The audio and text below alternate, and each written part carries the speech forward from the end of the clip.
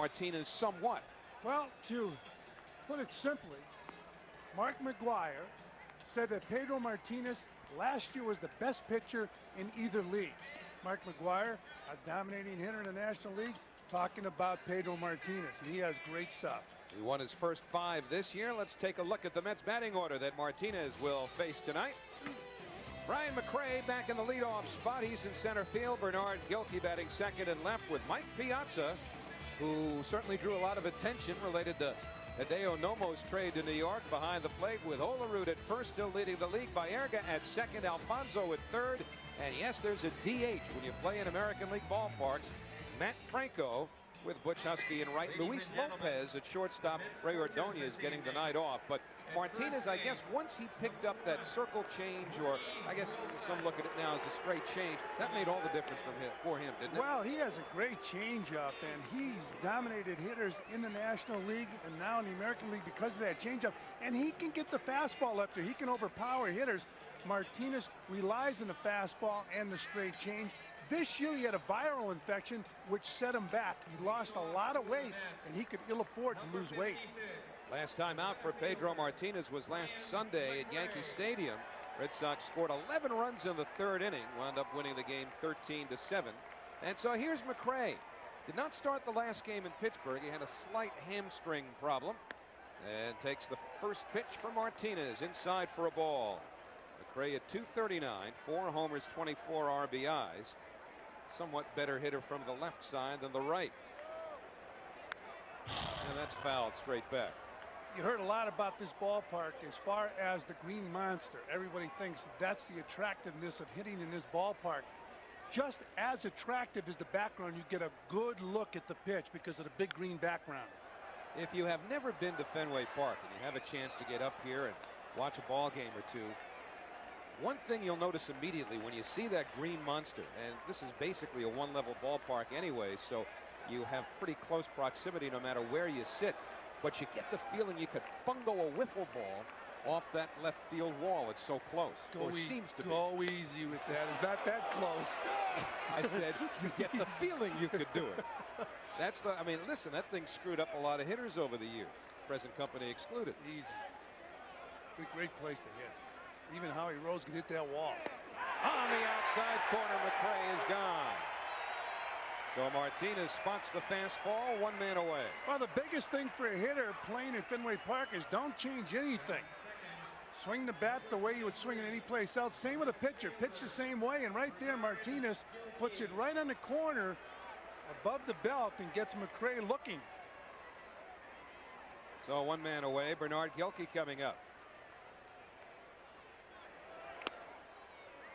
Outside for a ball. Defense is important in Boston, even with the Green Monster. Garciaparra and Valentin, 17 errors on the left side of that infield.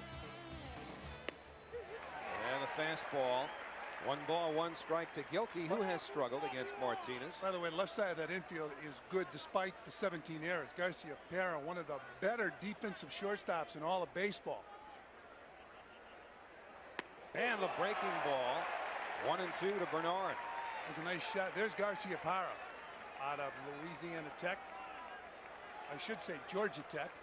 He roomed with Jay Payton, who was in AAA with the Mets.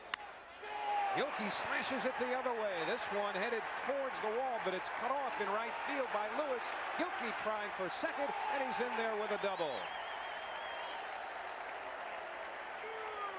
So Gilkey shoots one up the alley. And the Mets have a 1-out runner in scoring position. He fooled him with the breaking ball, and he said, you know what, I think I can sneak the fastball by him. He couldn't do it. Nice swing. Gilkey, those eyes bulging as he swings the bat and hits the ball in a gap and hustles around the bases into second base with a double. Ball cut off by Darren Lewis. So the Mets have a runner on second base in scoring position for Mike Piazza.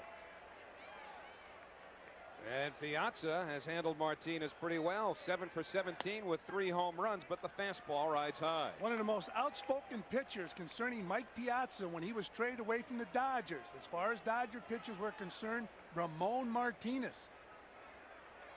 There's Hideo Nomo. What you can't see under that jacket is his uniform number. Charlie Samuels gave him Doc's old 16. Piazza fouls it off. And Charlie was very close to Doc Gooden. Charlie's a little nervous. He was telling me before the game, I don't know about this. I mean, let's face it, Hideo Nomo is certainly a high-profile player in the league and deserves to wear the number of his choice. But he's afraid about how Dwight's going to react to it. He says, I know my phone's going to ring tonight or tomorrow morning. Nomo could care less as long as he's got his number. Mike Piazza led all hitters in interleague play. We showed you that graphic a moment ago. He's comfortable against National Leaguers and American Leaguers. It'll be a 1-1 to Piazza, and it rides inside. Piazza, when I was talking to him the other day, he was talking about Ramon Martinez criticizing him when he left the Dodgers. He was not happy with it. And here he is facing his brother at Fenway Park. John Olerud waiting on deck. Never had a hit against Martinez. Piazza fouls it back 2-2. Of course, Brett Butler also criticized Piazza after the fact. Yeah, after Butler retired. The best thing, if you have something to say to somebody, say it to their face. Why wait?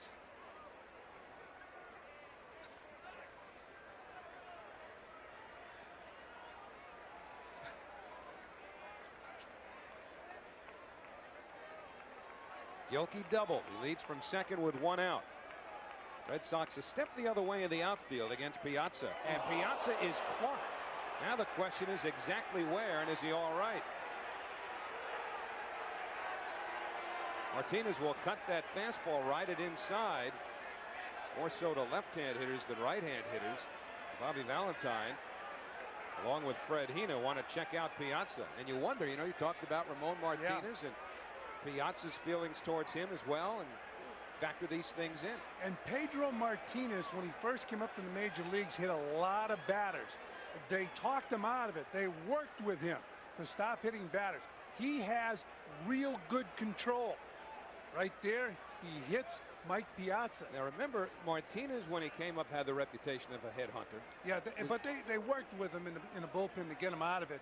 Now Al Leiter, looking out and watching the top RBI man, one of the top RBI men in baseball, and a very important part of the Mets ball club, being nursed by Fred Hina down the first baseline. And I'm sure Al Leiter might have to think about throwing inside on a Red Sox player. Leiter throws into the right-handers anyway, so that's not going to change his repertoire. Well, Piazza diving into the ball, and the ball really running in on Piazza. What does it sound like? Pain. The first baseman, John Olerud. Piazza's in obvious pain here. Certainly wants to stay in the game. These things have a habit of swelling up sometime sooner than later. Obviously, it's his left hand. It doesn't affect his throwing, but when it affects your ability to handle a bat and you hit the way Piazza does, certainly that's a major problem, potentially. So here's Olerud with 2 on. Takes ball 1. Our umpire lineups brought to you by NAM, National Arbitration and Mediation, the most timely, cost-effective way to settle your legal disputes. American League umpires, Al Clark behind the plate, Terry Cramp, Jim McKean, and Jim Joyce on the baselines. Olerud tried to check his swing and did, according to Jim Joyce. 2-0 to Olerud, who uncharacteristically struck out 3 times the other night. And Olerud has struggled against Martinez. 0 for 9, 5 strikeouts against him. He takes the off-speed pitch. So 3-0 now on Olerud with runners at first and second. Carlos Baerga, the on-deck batter. Maybe it shook Martinez up hitting Piazza. Jimmy Williams, manager of the Boston Red Sox. And Baerga.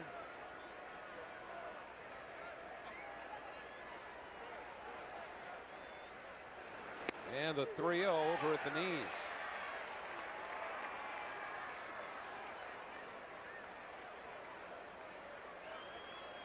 Bobby Valentine likes to send his runners. A lot of managers over the last 10 or 15 years have really gotten more into running on 3 and 1, putting the hit and run on 3 and 1. They're not going here, and Olerud fouls it back. seems that the Red Sox and teams that come in here and play the Red Sox, you take their running game away from them. This is a ballpark where managers seem to want the hitter to hit the ball and utilize that bat. You don't see very many bunts. You don't see many guys trying to steal bases. Red Sox don't really have a running game. Fewest stolen bases in the American League. Jimmy Williams has him off to a great start. Now the runners go, and Olerud fouls it back. You agree with that point, though, about the 3-1 count where managers, I think, really over the last 10 years or so, more than ever before, seem to be more aggressive on that count. Used to be you get to 2-1 and say, all right, that's as close to the automatic hit and run count as possible. Yeah. Now they're doing it 3-1. Well, I agree with that. I think that the 3-0 pitch is a time where you should become more aggressive. Most managers are passive on the 3-0 pitch. So they were running 3-2 before. You figure they will again. And they are. And Olerud lines it to center. Around third is Gilkey. He scores. And Olerud has an RBI single. The Mets are leading by a score of 1-0.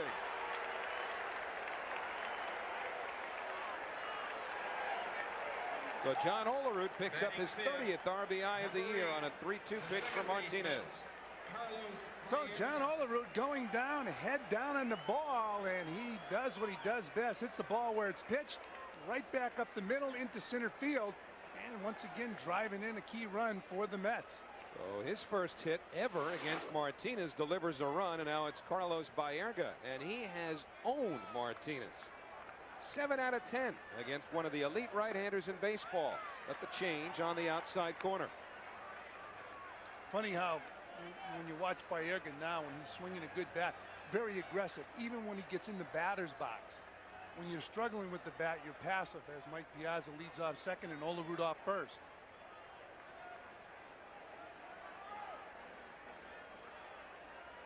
Piazza leads from second, Olerud from first. And it's 1 ball, 1 strike on Baerga. Mets and Red Sox have played 10 meaningful games in their history. 7, of course, in the fall of 1986. 3 last year, all of which were at Shea Stadium. Mets lost 2 out of 3 here in the '86 World Series, winning games 3 and 4, losing game 5. And the 0-2 pitch inside, I think I might have said 1-1 before, was 0-2, and now the fastball backs Baerga off the plate. One thing Martinez learned early in his career, as you look at Edgardo Alfonso, is to pitch inside.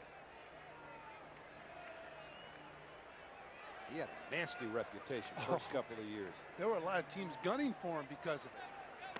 And he overpowers Carlos Baerga.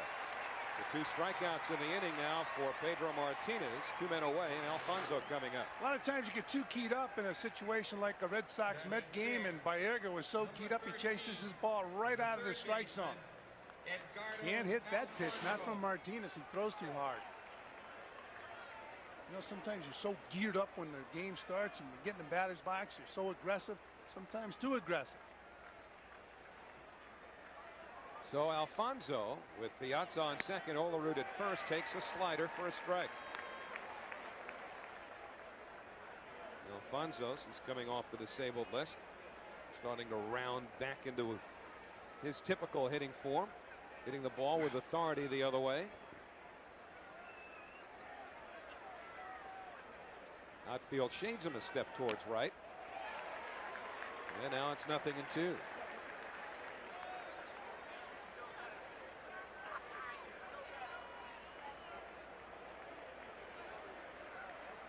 Alfonso hit leadoff most of April. Very rarely during the month of May, at least before he got hurt, and then batted leadoff on Wednesday in Pittsburgh when Brian McRae took a rest. Tonight, Ray Ordonez has the day off. And this will be an 0-2 pitch. Valentin goes the short way, and the side retired. But the Mets break on top. RBI single by John Olerud off of Pedro Martinez. Mets 1. Leiter goes to work. Mike Piazza in the back of the left hand, and he's been removed from this ball game. In the dugout. This is while we were away at commercial, and Mike Piazza removed from the ball game. Had to go in and get some ice on that hand. Probably have it x-rayed also. So a new catcher for the Mets. The home run hitter in San Francisco, Alberto Castillo. Now you could tell too with Piazza as he went down to first base, and even while he was on base, he was wincing and shaking that hand. And when a guy who throws as hard as Martinez comes inside and gets you on the hand, you have to worry whether or not anything's broken. So I think it's safe to say he will undergo x-rays, and if we get any word on that, we'll pass it along. Meantime, the Red Sox will go after Al Leiter. Darren Lewis, leadoff batter, playing right field. And Leiter, who has really struggled here at Fenway, throws a fastball up and away. There are some teams that will try to schedule left-handers when they're not coming into Fenway Park or after they leave Fenway Park. He's got good stuff. He should be able to win in his ballpark. Slider inside. 2 balls, no strikes. Leiter had a great demeanor about himself handling the questions in Wednesday in Pittsburgh, 2 days before the game here. He throws a fastball for a strike to Lewis. Everybody wanted to get advance quotes from Leiter on coming to Fenway Park, and of course Leiter knew that a lot of those questions would be about his struggles here, and he smiled and joked and cajoled and kidded all the way through it. Chopped foul. 2 balls, 2 strikes. And Leiter is one of those baseball players, Fran, who grew up a fan. And so he has a certain appreciation for pitching in the historic parks like Fenway Park, like Wrigley Field, that players who grew up without a whole lot of an historical perspective on the game might not have. Knows he's been a big fan, and of course everybody knows he grew up a Met fan. He should win in this ballpark. One thing the right-handers seem to do is lay off that breaking ball that breaks down and in this ballpark. Other places they're chasing it.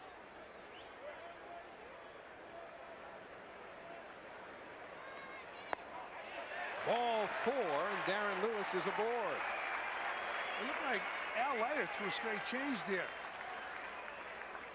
So the Red Sox get Lewis on leading off. Now it'll be John Valadin, the third baseman, followed by shortstop Nomar Garcia-Parra. Bo Vaughn on the cleanup spot at first with Jim Leyritz, the DH. Damon Buford, a former Met, in center field. Mike Benjamin at second. Jason Varitek, the catcher, and Darren Bragg in left field. So here's Valentin. Fastball taken for a strike. Out of Seton Hall, outstanding collegiate player, along with Mo Vaughn, Craig Biggio at Seton Hall.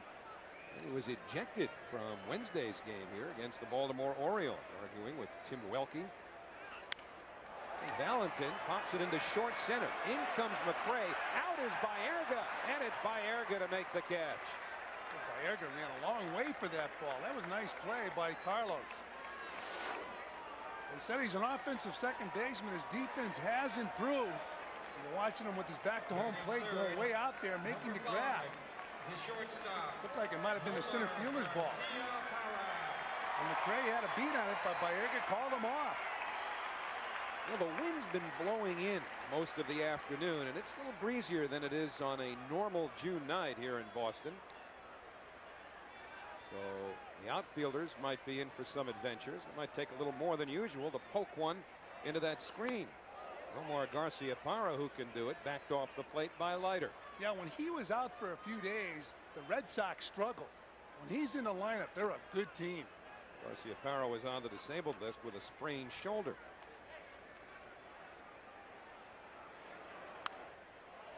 Fouled straight back, 1-1. And behind Al Leiter defensively, the Mets set up with Luis Lopez in his 4th start at shortstop. Ray Ordonez, who didn't look very pleased, is not in the lineup for the first game of this 3-game series. Garcia-Parra fouls it off his leg. It's 1-2. Well, you go back to last year, and Ray Ordonez was not happy about having been not benched or scratched, but simply not started for a couple of games. And Bobby Valentine had to lay the law down and say nobody's playing 162 here. That was right after the All-Star break last year when the Mets were in Atlanta, and Bobby Valentine was very upset. But I can understand Ordonez wanting to play. Garcia-Parra's in the lineup. It's a pride type of thing. He wants to show how good he is defensively to the Red Sox fans. Fastball away. It's 2-2 to Garcia-Parra.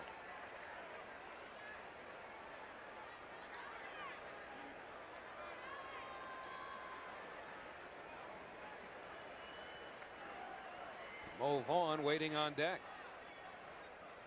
And the 2-2. Lopez to Baerga. And Olerud a double play. So Vaughn will have to wait. No runs, no hits, a walk, nobody left. One in the books. Matt Franco. Second inning in Boston, Mets leading 1-0, and Matt Franco, the designated hitter, followed by Butch Husky and Luis Lopez in the Mets batting order. Franco had a home run, pretty big one, off of Pedro Martinez last year at Shea Stadium, looking for his first long ball this year. That was inserted into the game in Pittsburgh Wednesday with the Mets down a run. Bobby Valentine hitting for Rick Reed in the 7th inning. Reed had been brilliant. Franco popped up the first pitch from John Lieber. And Martinez backs him off the plate. 1 ball, 1 strike. Well, Leiter talking to Castillo. We've seen this a number of times this year. He has the arm around him. It's almost like a lesson. Fastball to Franco, 1-2. Remember in Chicago at Wrigley Field, they were having problems with their signs. A lot of problems that day at Wrigley, not the least of which was the weather. And from a picture like that, it's clear that Al Leiter's in charge of the batteries during the course of the game. That won't happen with Piazza and Huntley. And again, if you're just joining us, Mike Piazza hit on the hand by a pitch from Pedro Martinez in the 1st inning, and we have no word. Oh, Jay Harwitz is in the booth. Just walked in. And the 1-2 to Franco, punched foul behind the plate. It's a contusion to the left hand. He's going to be X-rayed. And he will be X-rayed, as we speculated. Will we have results of that X-ray tonight, or will that have to wait? Well, Jay says he hopes so. So we're all on the same page. Bobby Valentine will be the first to know. Jay liked to use that word contusion. He was pre-med. And the 1-2 to Franco, fouled away. Will you ever forget the home run as you look at Butch Husky on deck that Matt Franco hit off Pedro Martinez last year at Shea Stadium? It took Martinez a while to forget it. He rearranged that Montreal Expos dugout and locker room after it was done. In fact, he sat in that dugout for a long time after the game. And the 1-2 fouled away. Let's go back to that shining moment of Matt Franco's last season. In a dramatic home run, Martinez was pitching a masterpiece. Everybody forgot it except Martinez. And I'm sure it's on his mind right now. Franco tried to hold his swing, and he did, according to Jim Joyce. That evens the count 2-2. That was almost 1 year ago to the day. Today being June 5th. That home run coming on June 3rd of last year. 2-2 to Franco, starting the 2nd. It's 1-0 New York. And the breaking ball fouled off. A lot of the media, especially those who are local Boston media who don't travel, were besieging Mookie Wilson over the last few hours, getting his recollections of 1986. First time the Mets have been here since their World Series showdown that year. They play an exhibition game here that season. And Franco is down on strikes. Now that World Series was nothing special to the last couple of games. In fact, the first game was a yawner until Tim Tuffle got beat through the 5-hole. Kidman steps in with 1 down. The pitch, ground ball to second. Tuffle has a go between his legs. Strawberry picks it up. Here comes Rice.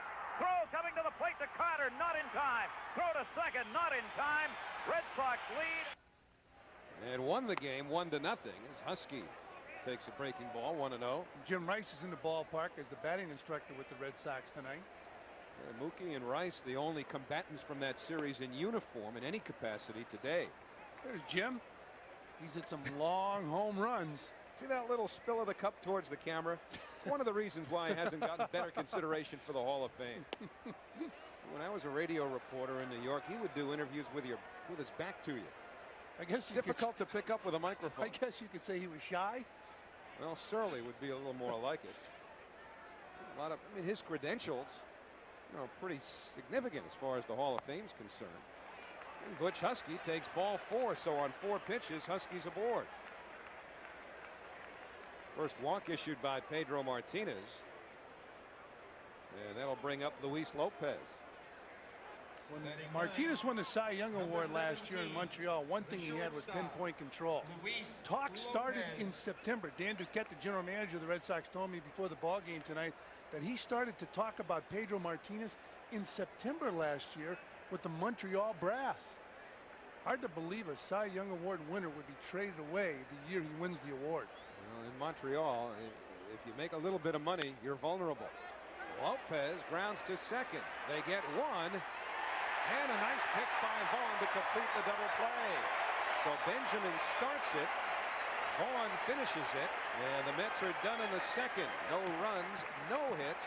The double play leaves no one on base. Still 1-0 New York. From the rivers to the park, New York is a city of bridges. And every day, American Airlines is building new ones. From the New York area to over 250 cities worldwide. A bridge is more than stone and steel, and an airline is more than a fleet of planes, yet both can take you where you want to go. American Airlines, New York's bridge to the world.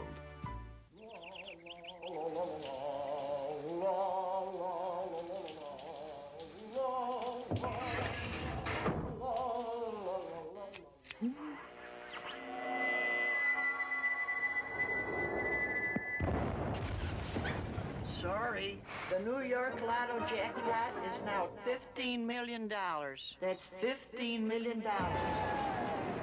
Cool.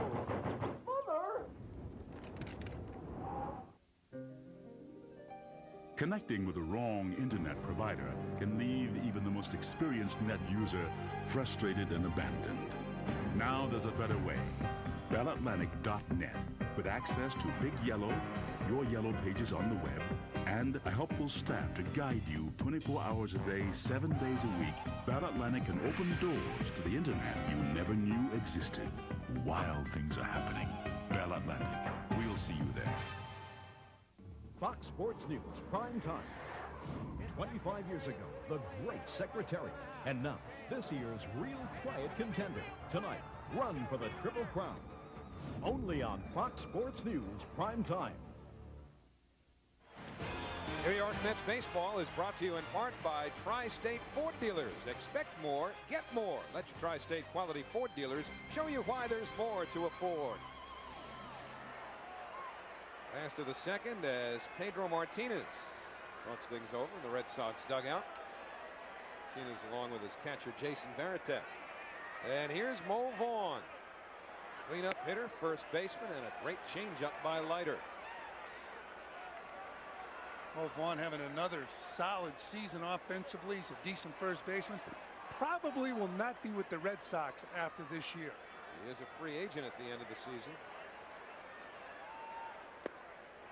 And the fastball off the outside corner. What do you think? Is Mo Vaughn bound for the Hall of Fame? Well, some feel that Jim Rice belongs there. And this comparison is almost mind-boggling. Down to the point, almost to the home run, almost to the RBI. Inside 2-1. I mean, that's almost impossible to play that many games and have virtually identical statistics. Vaughn might have a better shot at the Hall than Rice, and this may be debated forever in terms of whether it's right or wrong, but Vaughn's a better guy, and the media warm up to Vaughn in a way that they did not to Rice. I agree with you, and it is wrong. If Rice belongs in the Hall of Fame because of his stats, so be it. Put him in. 3 balls, 1 strike to Vaughn. And he hits that one hard. McRae over, and he has to play it on a hop. Vaughn will hold on at first with a long single. First hit for the Red Sox off of Leiter. Vaughn looked comfortable standing in there against Al Leiter. Usually teams change their lineup because a guy like Leiter's pitching, but Vaughn hits that ball hard. McRae cuts it off. Good swing. Where will Mo Vaughn end up next year? He's on first base right now. Let's hope he stays there the rest of the inning. Meantime, it's Jim Leyritz. He's the designated hitter. Been in a platoon situation for the most part this year with Reggie Jefferson as the Red Sox DH. The former Yankee swings and misses. Leyritz, of course, can also catch, play first base, but tonight Varitek's behind the plate. Scott Hatterberg has done quite a bit of catching. Phone call from Mr. Healy. He broke his bat. Now can the Mets turn two? They've got one and their second consecutive double play. So the broken bat ground ball by Leyritz becomes 2 outs. Garcia-Parra grounded into a 6-4-3 to end the first. And now Leiter saws the bat off of Jim Leyritz. Number 2, the center fielder, Damon Buford. Jim Leyritz getting jammed. And how many bats has Al Leiter broken this year? Leyritz running down to first base with the handle. And the pitcher's delight, the 6-4-3 double play. Well, that's Leiter in a nutshell now. We talk about his propensity for pitching inside to right-handers, and he can break a lot of bats, and this time was able to help turn a double play, or at least induce the ground ball that started one. Leyritz looks over the remnants. It looks like this is my gamer, and I'm going to use it despite it being broken. He looks depressed. Looking at his gamer. Move on, Jim. 1-1 to Damon Buford. And again, the slider. 2 balls, 1 strike. Buford just came off the DL. He had a sprain in his knee, right knee. What Leiter did to Leyritz, you expect of Al Leiter, even at Fenway Park, where he has struggled. And that ball's hit well to left, but Gilkey has plenty of room. Remember, the wind's been blowing in. Gilkey makes the catch to the side, retired. No runs, a hit. Double play erases Vaughn. Still 1-0 New York.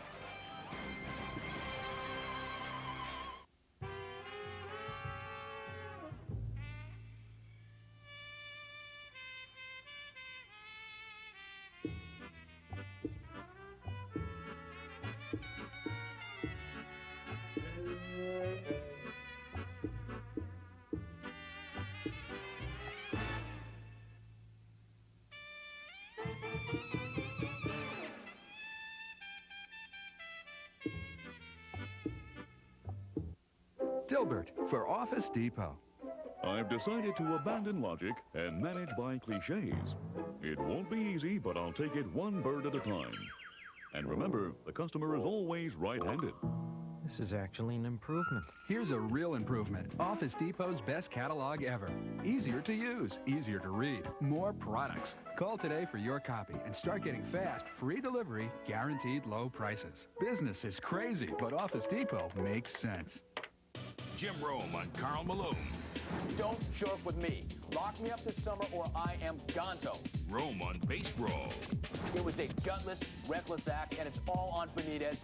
Rome on Foreman Holmes. Yeah, I need a 50-year-old fraud going up against a 49-year-old former champ like I need a hole in my dome. Rome on bowling. Anything that you get better at as you consume alcohol is not a sport. The Last Word, weeknights on Fox Sports New York. Monday, interleague play returns to Fox Sports New York. Mike Piazza and the Mets are back to charge up the Big Apple when Tampa Bay makes its first visit to Shea. The Mets sting the Devil Rays, and Fox Sports New York has it Monday at 7:30. Third inning here in Boston. It's only natural to look back to that 1986 World Series. The Mets wanted to forget that second game as quickly as possible. Dwight Gooden was shellacked. Henderson and Evans took him deep. That's Wade Boggs, Younger and Trimmer. Marty Barrett going the other way as the Red Sox blew the Mets out, frustrating Gary Carter and Davey Johnson. In fact, Davey Johnson, the Mets manager at the time, probably instigated the turning point to the series. He canceled the workout between games 2 and 3, which wasn't all that popularly received by members of the media, but he felt, hey, listen, just shut it down for a day. And then they came back for game 3. Lenny Dykstra started it off with a home run off of Oil Can Boyd. And the Mets eventually, as you know, came back to win the series. Right here, it's the third inning. Brian McRae struck out looking his first time up. No balls and 1 strike. Mets would win game 6. Legendary Saturday night game 6. Bill Buckner had an even bigger 5-hole than Tuffle did in game 1. That's pulled foul. And then there was a rainout the next night, so Bruce Hurst, who had beaten the Mets twice in that series, got a chance to pitch game 7. Had a 3-0 lead. Mets tied it, eventually won it to win their second world championship.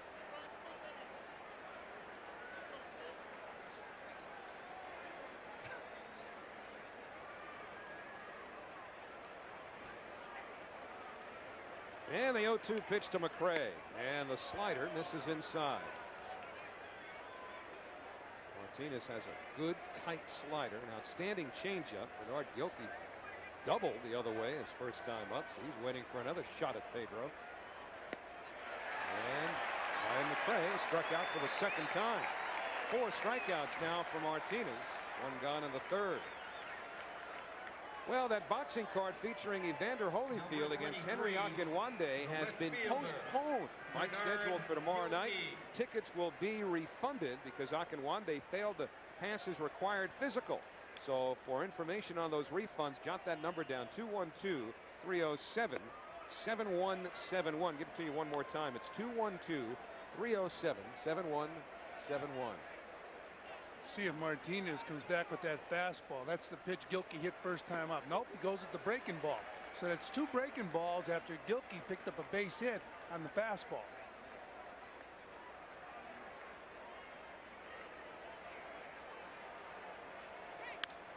And Gilkey pops it up into short left.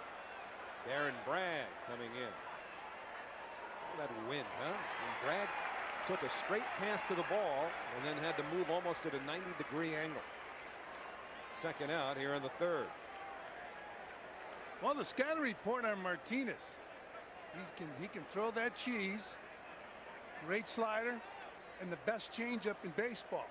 That's a formula for success. Number 30, the catcher. Well, now it's Alberto Castillo. Again, if you're just joining us, Mike Piazza hit by a pitch from Martinez in the first inning. We're calling it a contusion for now. He's undergoing x-rays, and we hope to have a further report before this game is over.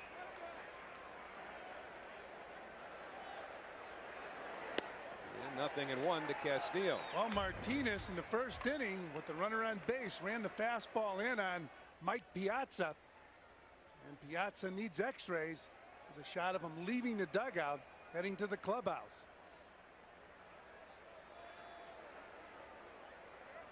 Castillo wants time. Now listen, you've no doubt been in situations like that. As hard as Martinez throws, will you be surprised if there's not a broken bone? Well, you know, I mean, based on where it hit him. Yeah. Top of the hand. And the slider misses to Castillo. 1-1. Well, you're vulnerable because you don't have any muscle to take the brunt of the blow from the ball. Plus you got those thin bones too on top of the hand, which make them even more vulnerable. I don't know if Piazza's thin any place. He might have muscle on top of those bones. He's going to need a lot of it to protect where he was hurt. And again, hopefully have more information for you later. 1-2 to Castillo, breaking ball. I wonder if it ran through Piazza's mind what he told me about Ramon Martinez, his severe criticism of Piazza after he left the Dodgers. Well, they will always speculate about Martinez's intentions, and that goes back to his first couple of years. Castillo hits it deep to left field, and that ball is gone on the screen.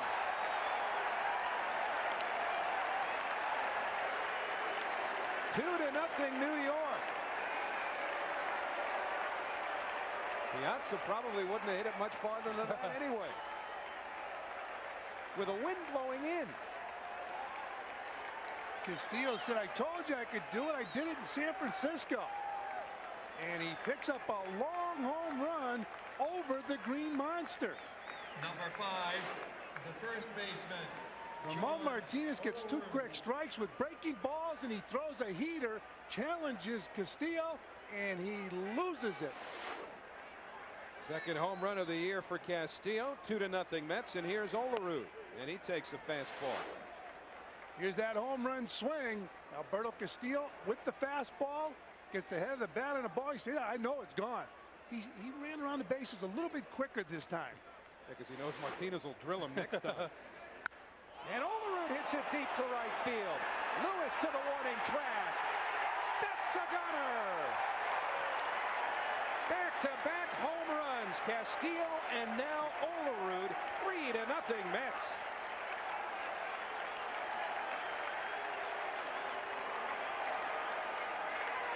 And up until this game, Olerud has struggled against Martinez in the past. And now has a single and a home run. Martinez not throwing the ball by the hitters. We talked about the viral infection he had earlier in the year. He lost a lot of weight, and he didn't have good mustard in that fastball, and Olerud turned on it. So 3-0 the Mets. Well, you know, Martinez is an emotional pitcher, and you wonder, had he lost his concentration because of Castillo here? I don't think so. Right there, that's a good pitch for Olerud to hit. Well, a home run will force a pitcher to lose his cut. Whoa! Baerga almost gave Martinez a haircut. So 3 straight hits, 2 of them homers, all coming after 2 were out. The concentration's important, but Howie, Martinez does not have the zip that we've seen him with that fastball. And when you don't have the good zip in a fastball, your changeup becomes ineffective. John Valentin, the third baseman, talking to Martinez. Jimmy Williams looking on. All Valentin wants to do right now is to get Martinez to refocus. Joe Kerrigan, one of the outstanding pitching coaches in baseball, pitching coach here with the Boston Red Sox. He had Martinez up in Montreal. The last trade, as you look at John Olerud, who just hit a home run, the last trade Dan Duquette of the Red Sox made as a general manager in Montreal was for Martinez. So now it's Alfonso. Takes a fastball for a strike. Fonzie bounced into a fielder's choice to end the first inning. 3-0 New York now. Olerud's driven in 2 of the 3. Single and a home run. And Castillo hits one over the green monster onto the screen. Slider in the dirt.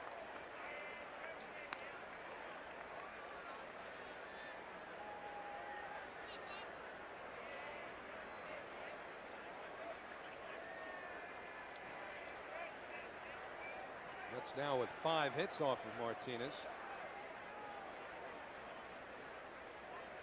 Baerga not really a threat to runs. The pitch taken upstairs.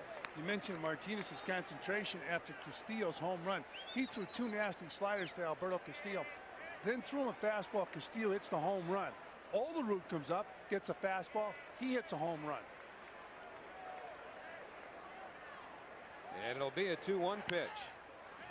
Little chopper that's cut off by Valentin. And the side retired, but the Mets flex some muscle against Martinez in the 3rd. Castillo and Olerud go deep, back to back. 3-0 Mets. Lenny Dykstra led off game 3 in routine fashion. And Lenny Dykstra led off the game. Well hit fly ball down the right field line. Will it stay fair? If it does, it's gone. There it goes. Home run. Home run for Lenny Dykstra. Mike Benjamin takes inside for ball 1 as we start the Boston 3rd. Now you might say, wait a minute, why is a leadoff home run by Len Dykstra routine? 2-0 to Benjamin. Well, the Mets have been in 3 World Series, 1969, 1973, 1986. And in each game 3, the first Mets batter of the ball game hit a home run. Tommy Agee leading off bottom of the 1st, game 3 in 69. Wayne Garrett, bottom of the 1st, game 3 in 73 against the A's. And Dykstra against the Red Sox. And the fastball, 3-1. So next time you're in Vegas, think Mets have a chance to be in the World Series. You want to make one of those oddball bets? Keep history in mind. Bouncer up the middle. And Lopez will have to eat it. So an infield single for at least Mike Benjamin on at first, leading off the 3rd inning. New York Mets baseball is brought to you in part by Discover Card. It pays to discover, accepted where you see the Novus sign. Mets with a 3-0 lead here in the last of the 3rd. Jason Varitek One time, one of the outstanding catching prospects in collegiate baseball. Yeah, if they're patient with this kid, he should be a good player. He's a switch hitter. He's got good talent. He throws the ball. He can catch the ball. Jay Payton told me if he did anything wrong, he probably works out too much. Jay Payton was a teammate of his at Georgia Tech, along with Nomar Garcia-Pera. He's gone down as one of the greatest collegiate catchers in the history of collegiate baseball. You see Olerud playing in front of the runner, Mike Benjamin. The pitch fouled off. One problem he had when he was drafted out of Georgia Tech, he held out for a long time and missed some playing time. He was originally drafted by the Twins, didn't sign. Went back into the draft. Seattle Mariners selected him and traded him to the Boston Red Sox eventually. Heathcliff Slocum. In fact, Varitek, one of 3 Georgia Tech products in the Boston lineup. Fran told you about Garcia-Pera. The on-deck batter, Darren Bragg, went to Georgia Tech as well. Good baseball program. Here's Bragg.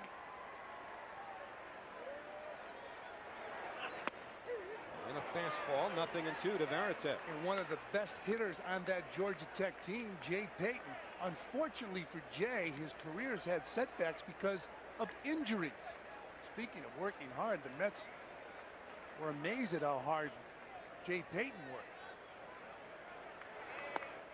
Off-speed pitch away, 1-2 now to Varitek. But Payton told me Varitek would go in the weight room and he would be in there all the time. He would be taking extra batting practice. He would be working on his catching.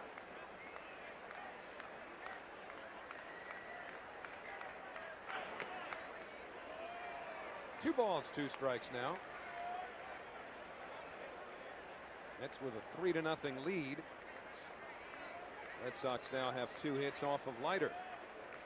And again, the wind blowing in tonight makes it even more remarkable that Castillo is able to launch one. And that ball launched past Alfonso. Gilkey gets to it quickly. May have a play at third.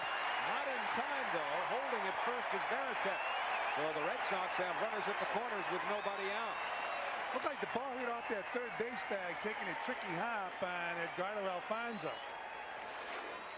Leiter going after Varitek, got the ball inside Varitek, pulling the ball and picking up a base hit. Watch that ball hit the base. Took a funny hop on Alfonso. If the ball doesn't hit the base, Alfonso makes the play. Gilkey comes up throwing the ball hard, but Benjamin beats the throw to third base. So a pretty good break for the Mets, that ball hitting off the base. And now the Red Sox with runners on first and third. So Darren Bragg, the left fielder, bats for the first time. He's the number 9 hitter in the Red Sox order, and the change taken for a strike.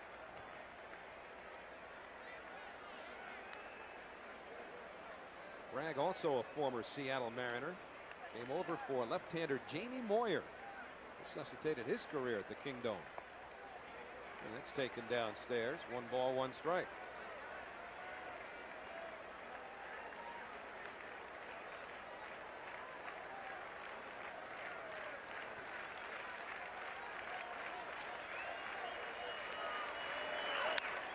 And that ball fouled away. 1-2 on Bragg. The third time he's played left field this year. As you look at Benjamin at third and Varitek at first.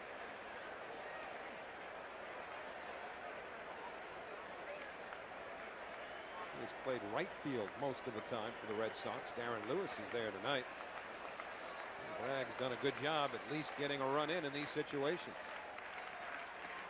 But he goes down on strikes. So Leiter picks up his first strikeout, keeps the runners put at first and third, 1 away. Our key now is to get a ground ball. This is a nasty pitch right here to Bragg. Number 20, ball bounces in the dirt. Just kept on breaking. Bragg unable to make contact. Now he walked Darren Lewis, who's the next batter, on a straight change, 3-2 changeup his first time up.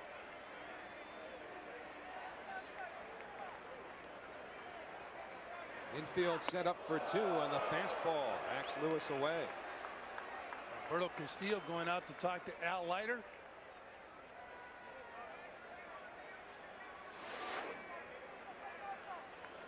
The first pitch to Lewis, way inside. Well, it's easy now to speculate about purpose pitches after the injury to Mike Piazza hit by Pedro Martinez. But remember, Leiter will routinely come hard inside to right-hand batters. Plus, if you're going to throw a purpose pitch and get a hit or in retaliation, don't do it with 2 men out. Not necessarily that he was trying to hit him, just back him off the plate a little bit. Leiter has hit 5 batters this year. 2 balls, no strikes now to Darren Lewis.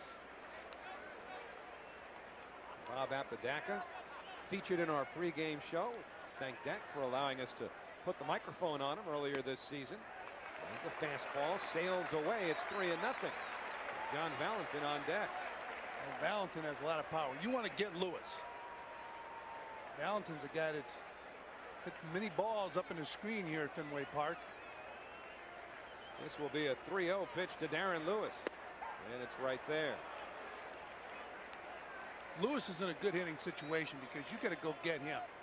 You're behind in the count. You got to throw him strikes to hit.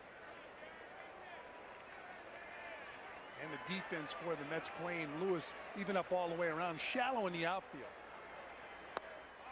Outside, ball 4. The bases are loaded. So 2 singles and a walk. And Bobby Valentine will have to deal with John Valentin facing Leiter with the bases loaded. Second walk Leiter has issued, both to Lewis.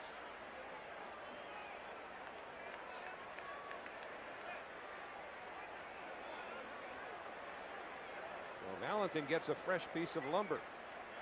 He popped to second his first time up. Here's Mets co-owner Nelson Doubleday.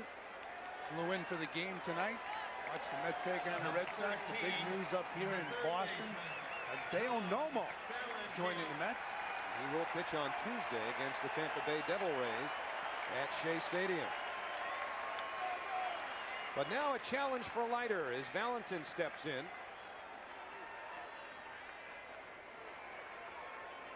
Valentin 5 for 17 in his career against Leiter.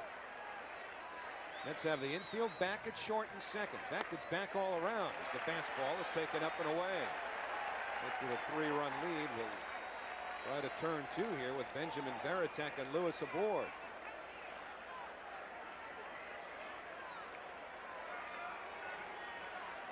Valentin, good power, outfield respecting that. Deep and straight away. Alfonso comes home. They get the force. That was a good move by Alfonso. He charged the ball. I thought his first move was going to be tag third and try to get the runner at first. But he wisely cut down the runner at the plate.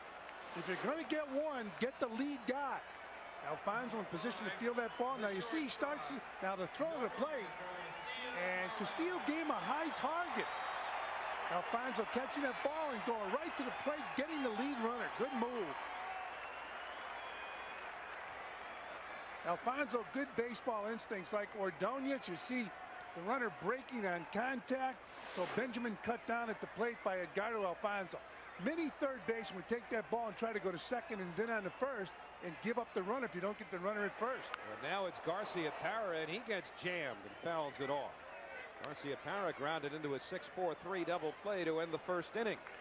That's with a 3-0 lead. Leiter trying to get out of a bases loaded situation here. Yeah, huge situation for Leiter because he's facing, if not the best hitter on the Red Sox, one of the best hitters.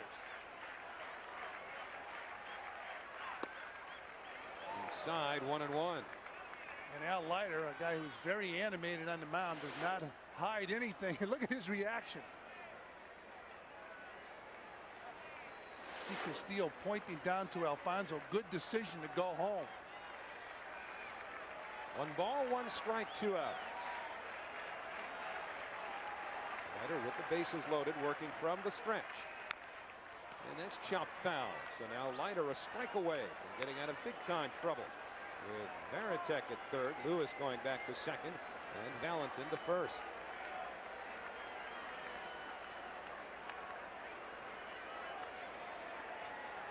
He has eaten up the opposition in these situations.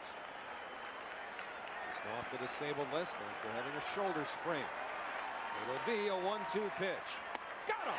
High high heat from Leiter, and Garcia Parra's gone. Might be the biggest out of the game when this ball game's all over. Well, Leiter muscled up in the third, striking out 2. Garcia Parra goes down with the bases loaded. Still 3-0 New York.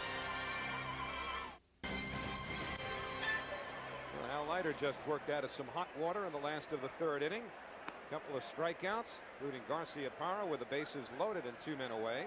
So we go to the fourth inning with Leiter and the Mets leading the Red Sox 3-0. 2 left-handers right there. Number 15, the designated hitter. You see Al Leiter talking to Alberto Castillo, talking about catching the ball and the target. He's had some very animated conversations with Castillo over the course of this season. And again, if you're just tuning in, Castillo catching because Mike Piazza left the game after being hit on the hand in the first inning by Pedro Martinez. So we go to the fourth, 3-0 New York, and here's Fran Healy. All right, Howie. Matt Franco leads it off. He struck out in the second inning. And he pops up the first pitch from Pedro Martinez down the left field line. Bragg goes over and makes the grab. Not very much room, but Bragg was able to glove it. 1 down.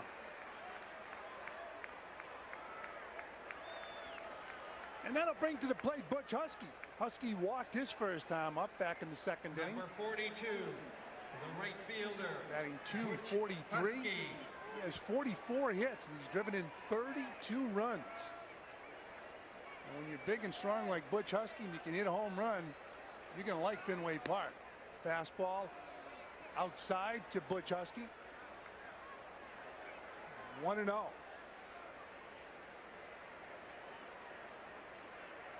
And the 1-0 pitch, changeup. Husky pops it up, foul territory. Vaughn giving chase.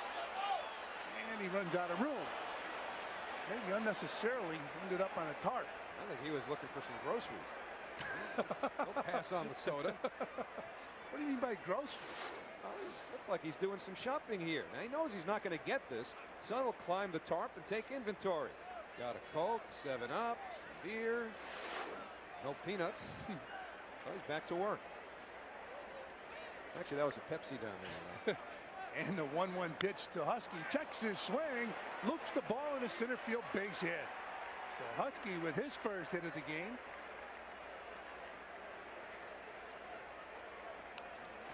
Let's lead this game partially because of the long ball. Castillo on an 0-2 pitch launches one into the screen. That made it 2-0 in the third. Then Olerud, a flat fastball, and he launched it towards the right field bullpen.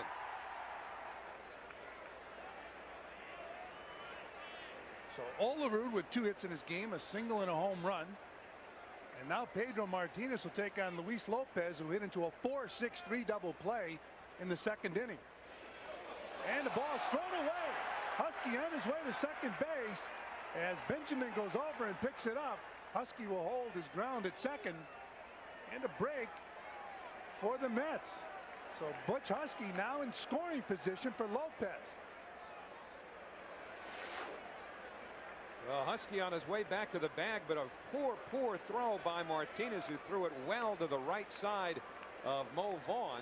Not a first baseman or left-handed first baseman, meaning, of course, they wear the glove on the right hand. But here Vaughn had to reach across his body and had no chance to come up with what looked like a slider that Martinez threw on a pickoff play. So it's 3-0. The Mets on top of the Red Sox. We're in the fourth inning at Fenway Park in Boston. Interleague play. Luis Lopez takes a strike. That pickoff throw had a lot of movement on it. He has a good quick move to first base. I bet he might catch Mo Vaughn sleeping a couple times during the course of the season. It's 0-1 on Lopez. Husky leading off second base. Fastball down and in. 1 ball and 1 strike. And talk about this ballpark, and for years, Howie, you'd hear so-and-so's got an ideal swing for Fenway Park. I'm not sure who had a real good swing for Fenway Park. It usually was a right-hander to hit a lot of home runs. Outside to Lopez, 2-1. I'll tell you what, Bernard Gilkey was out here early this afternoon, and we've shown you so often over the years how his eyes just have a habit of almost popping out of his head just as the pitch is about to get into the hitting zone. They did about the same thing when he came here. Look at the eyes. Thanks, Gil. That's right on target, right on cue. And they did the same thing when he looked out to that monster out there. And Lopez drives the ball to deep right field. Lewis in pursuit. Home run! Luis Lopez, a two-run shot, and the Mets lead the Red Sox 5-0.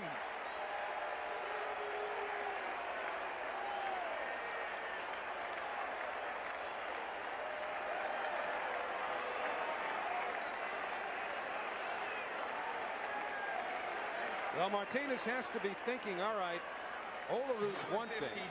Castillo he couldn't believe. And turning on what looked like, at least from that angle, another flat fastball was Luis Lopez. Remember the ball that he threw Olaru for the home run had no life on it. And McRae fouls the ball off. Strike one on Brian McRae. Mets lead 5-0. 7 hits in his game off Pedro Martinez. Ball just hung around the knees. And Lopez drilled it. He wasn't thinking home run until he rounded first base. And McRae takes the ball, so it's 1-1. You know, the professional home run hitters, they know when they've got one and they go into their trot. Lopez he couldn't believe it until he got across the bag at first base. And he didn't exactly take the Cadillac trot around the bases either. So it's been Lopez, Castillo, and Olaru. 1-2 pitch to McRae, up high. 2 balls and 2 strikes. The thing with Martinez, though, tonight is that at times he has blown his fastball by hitters. He went up to Carlos Baerga, overpowered him in the first inning, striking him out swinging. Up and in to McRae, 3-2. Got McRae swinging last time.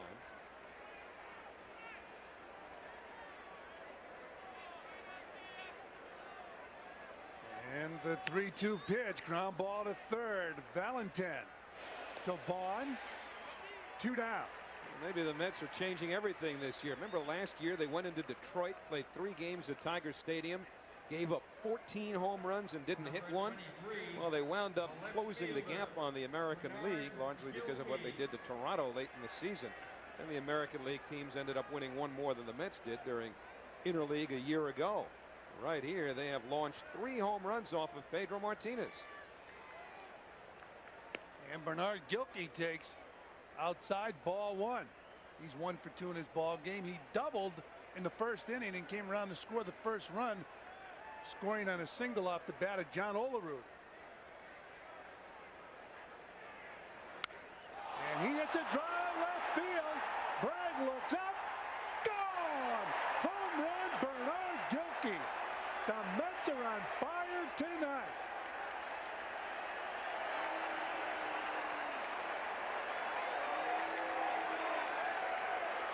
Coming into this game, Pedro Martinez had allowed 7 home runs in 85 2/3 innings. The Mets have now hit 4 in the last 2 innings. Bernard Gilkey, the latest, no question about this one either, as it's high atop the screen, about halfway up. And again, a ball that just runs middle of the plate in, about knee high. And Pedro's getting a little tired of seeing this happen. Now Castillo's the batter. Hits on top of it. Valentin gloves it. The flip to first. That'll do it for the Mets. But they pick up 3 runs in this inning. It's that way when Matt Lachlan grabbed him. Batting for the Red Sox. How have you done against Vaughn? I don't know. You guys are jinxing me. Come on, you know. Oh, tell me a number. I don't know what the number is. I don't know. Everybody He's a knows tough what they hitter. do against him. Major League hitters are fine hitters, and every hitter I respect immensely, and he's a tough out. That's right out of the cliche school, and Leiter knew it. He was just having fun with Matty. Al Leiter against Mo Vaughn coming into this game 5 for 19. At least Vaughn was 5 for 19 against him with 1 home run. And then Vaughn singled leading off the second inning. So he's 6 for 20 and he steps in. Tries a ball deep right field. Husky looks up. Home run, Mo Vaughn. So Al Leiter said he's a good quality hitter.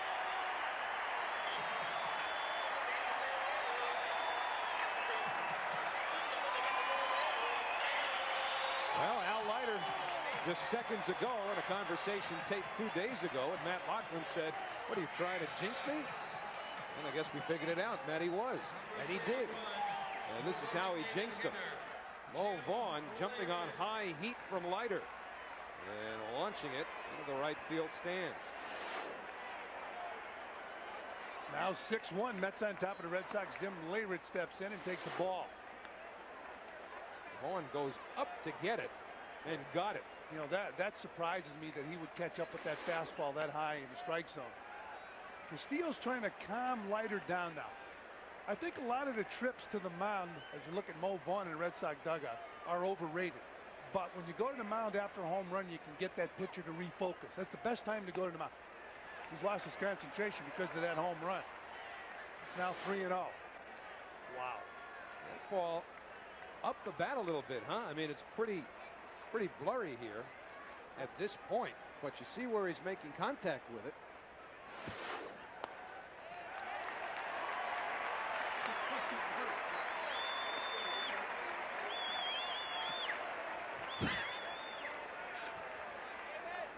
We are having telestrator problems. Jim Leyritz draws a walk. Bob Apodaca could care less about the telestrator. His concerns about Al Leiter. So what we tried to show you was just how powerful Vaughn is, that he's able to get a ball up the bat like that. Couldn't tell you because of that blur if it was much higher than the sweet spot, but the way Vaughn launched it certainly appeared that he got the sweet spot of the bat on it. You don't see too many home runs hit on pitches that high in the strike zone. Right now the batter Damon Buford. And Buford, his first time up, fly to left field. So Leyritz on first base. And Buford pops the ball up, foul territory. Alfonso calling for it and makes the grab.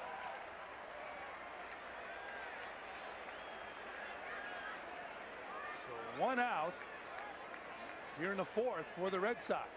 Buford carrying that bat back to the dugout. That's a long walk here in Boston, Howie.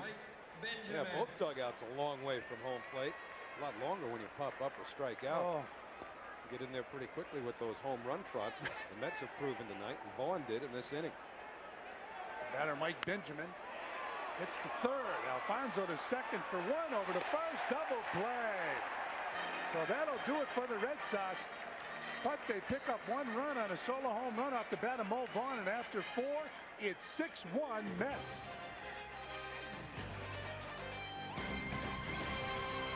The Devils fans, don't make any plans on Saturday, June 27th, because you can attend the official New Jersey Devils 1998 Draft Day party presented by Fox Sports New York at the Pegasus Restaurant east atop the Meadowlands Racetrack. Join Devils radio announcers Mike Miller and Randy Belichick and the Devils mascot for a fun-filled day of interactive games, giveaways, and much more. The event is open to all fans free of charge. More information on the Devils 1998 Draft Day party, call 201-935-6050. So much for Pedro Martinez. Left-hander Brian Barkley will get some work out of the bullpen as the Mets hit 4 home runs in 4 innings, all of them coming in the last 2 against Pedro Martinez. Have a 7-1 lead as we go to the 5th. And Barkley was recalled from AAA Pawtucket June 28th. Pitched in Trenton, New Jersey last year, and he'll face John Olerud, and Olerud takes a fastball for a strike. 6-1, the Mets on top of the Red Sox. We're in the top of the 5th inning at Fenway Park in Boston, Massachusetts. Out of the strike zone.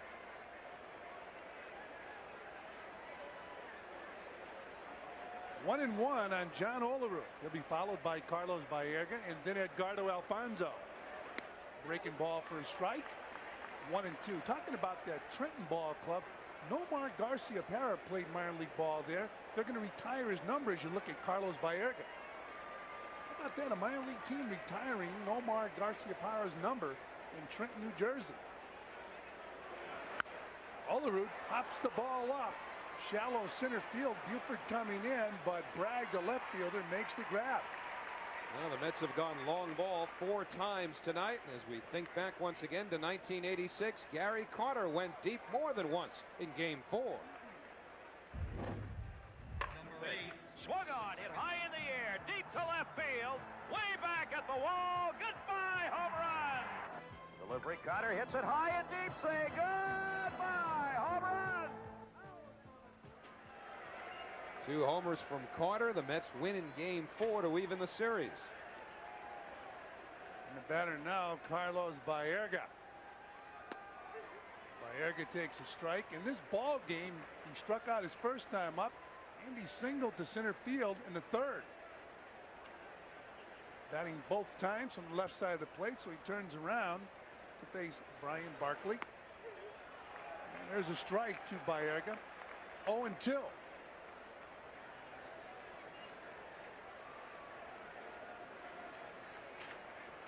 The good news is Barkley has a shot at pitching in the big leagues. The bad news, a left-hander in Boston fouled off. How many left-handed pitchers have enjoyed success pitching for the Red Sox? Mel Parnell comes to mind. Well, he's been showing you the '86 World Series highlights, and Bruce Hurst had a couple of real good years here. Bruce Hurst, Bill Lee. Affectionately known as the Spaceman, at least affectionately by Red Sox fans. The 0-2 pitch to Baerga's outside. I don't think Don Zimmer had much affection for him. What Lee call him? The gerbil? Yeah, and Don Zimmer did a fine job managing the Red Sox for a number of years. Tough place to manage. Here's the 1-2 pitch. Fly ball center field. Buford drifts over, makes the grab. 2 down. This copyrighted telecast is authorized under television rights granted by the New York Mets solely for the private, non-commercial use of our audience. Any publication, reproduction, retransmission, or the use of the pictures, descriptions, and accounts of this game without the express written consent of the New York Mets and Fox Sports New York is prohibited. Edgardo Alfonso steps in with 2 out here in the top of the 5th inning. Mets leading 6-1. Another left-hander that comes to mind, Howie. Well, John Tudor had his best years with the St. Louis Cardinals, but was an effective pitcher up here at Fenway before going to St. Louis. 0-1 pitch to Alfonso. Outside. 1-1. Alfonso 0 for 2 in this game. This is the first of a 3-game series here in Boston. Swung on and missed. 1-2 on Edgardo Alfonso. Brian Barkley throwing what looks like a changeup in the dirt that Alfonso swings through.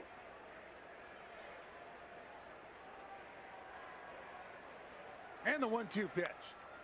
Fouled back. So the count remains 1-2 on Alfonso. He's getting his first look at Barkley. Matt Franco waiting on deck. Kid Barkley, you talk about playing in Trenton last year. People should realize that's Double-A ball. He's only a year removed from being a Double-A pitcher. And he just struck out Alfonso, so the Mets go quietly 1-2-3 here in the top of the 5th. But it's been all Mets so far except for a home run off the bat of Mo Vaughn. It's 6-1 Mets, and we'll be back. Docs, now let's take a look at our Aflac trivia question. That's Smokey Joe Wood to you, huh? I wonder if the guy with the second best winning percentage also hit about 700, not about, but 714 home runs. That's my guess, and I'm standing by it. The big fella. That's right. The Bambino not named Alberto Castillo. Jason Veritek is the batter. Facing Al Leiter in the bottom of the 5th inning, and he takes a strike. So it's 1-1 on Veritek. Leiter made only one bad pitch so far and gave up a long home run to Mo Vaughn on a high fastball. Throws the curveball to Veritek and he fouls it off. 1-1 on Veritek. Anybody that's ever grew up here in the New England area had the dream of playing for this organization. Especially you, right? Come on, you told me you played here or you had a tryout here or something as a 15-year-old. Well, no, it was a high school game. I mean, that was a big thrill. I mean, I was from the western part of the state. Didn't get to Boston very often. I had a chance to play here at Fenway Park in the Hearst All-Star game. Hearst newspaper sponsored that. Up high to Veritek. 3-2 on the Red Sox catcher. Boston, Massachusetts. Landscape behind the wall's been the same probably since 1918, huh? Veritek fouls it off. 1912, when this building opened, those buildings looked like they might just about be 86 years old. The fans loved their Red Sox here in Boston, but it wasn't always like that. Prior to 1967, the Red Sox weren't a big draw. After 67, they became a huge draw. Ground ball is short. Luis Lopez over to Olerud. 1 down. Well, remember the Friday night free admissions deal the Mets have with Pepsi at Shea Stadium. Into the Pepsi picnic area go the first 600 fans with a Pepsi can or bottle free on Friday nights. Every Friday night this season, the Mets are home with the exception of June 26th. And the Friday night action continues on June 19th. And the Mets play the Florida Marlins. Darren Bragg takes a ball from Al Leiter. Leiter with a 5-run lead. It looks like he has his good stuff tonight. Breaking ball misses. 2-0. Well, you have a 5-run lead. You want to get ahead and stay ahead.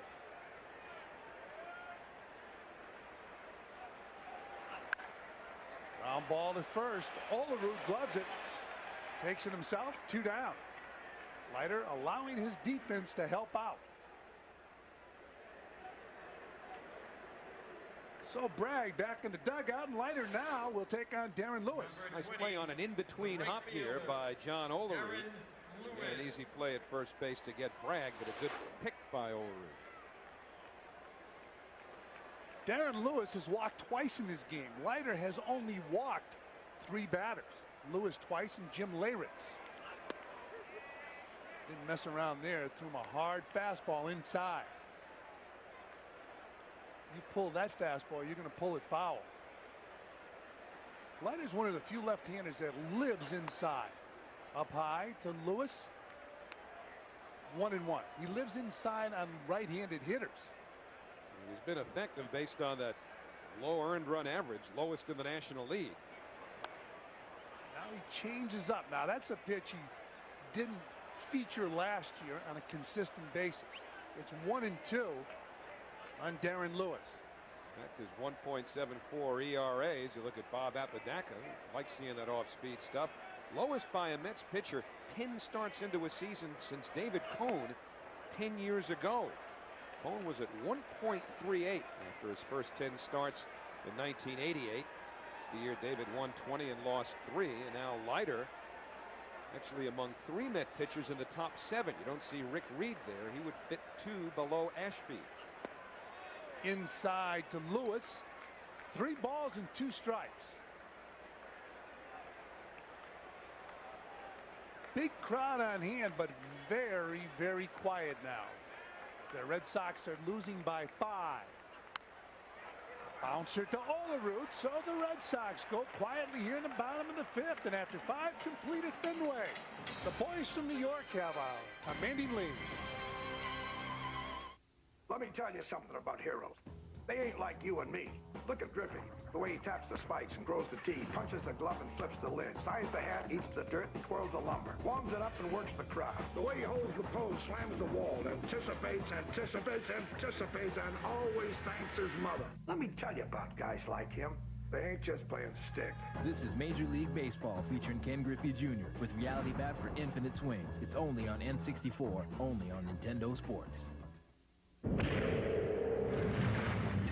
And here comes Real Quiet, pouring it on with Ken DeSorbo. Yes, Real Quiet wins the Kentucky Derby. Here we are in the Preakness with Real Quiet on the outside, boldly moving up just like he did in the Derby. Yes, Real Quiet does it again. The Derby winner gets the Preakness. Could it be we'll see our first Triple Crown winner in 20 years? I'll see you at the Belmont. Go, baby, go!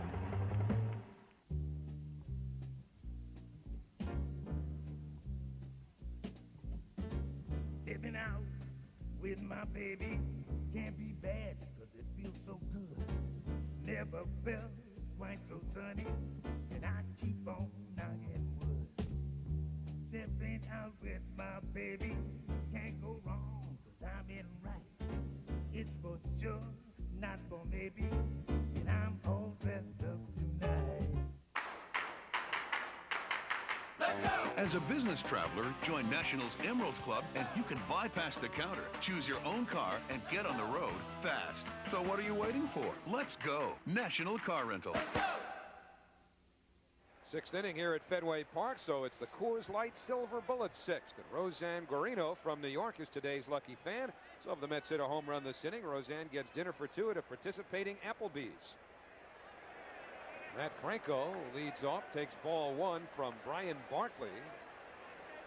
Franco batting against a left-hander as the DH for the first time tonight, as the Mets chased Pedro Martinez with kind of long balls that Roseanne Guarino is hoping the Mets still have in their arsenal, at least here in this sixth inning.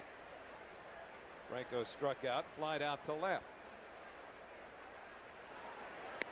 And a breaking ball.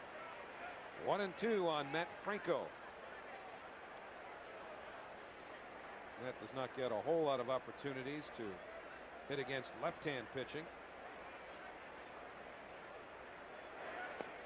He takes downstairs for ball one. In fact, this is the first at bat that he's had against Southpaws this year. With a 5-run lead, Bobby Valentine certainly not wanting to waste a player. Remember, Mike Piazza's out of the game, so he's already inserted his second catcher. And Franco hits it deep to right field. Lewis with a warning track. And there's one man away. Mookie Wilson in Boston. Of course, it took place in New York, but he was an integral part of the most famous at-bat in Mets history.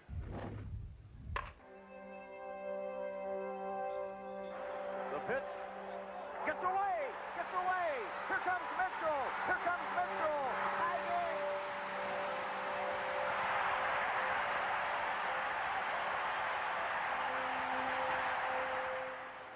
game! And there was more where that came from. Husky fouls it off. A lot of people felt that Stanley had a problem throwing that ball. Rich Gedman was a good receiver. Should have caught that ball. All of New England felt the same way that winter. Yeah, Rich Gedman should have caught the ball, and he was a good, solid catcher.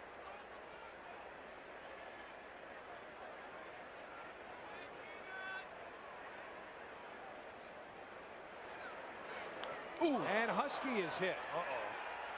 Now remember, Brian Barkley's not the guy who hit Piazza.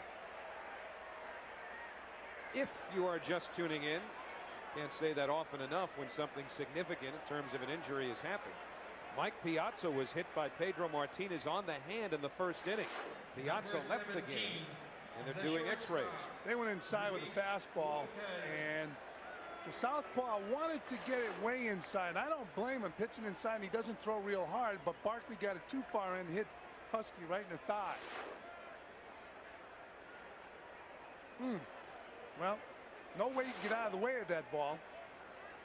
In fact, if you want to hit a batter when you're throwing at him, that's where to throw it. So Luis Lopez, who hit his 6th major league home run his last time up, takes a strike, 0-1. Lopez grounded into a double play to end the second inning before hitting his 2nd home run as a Met.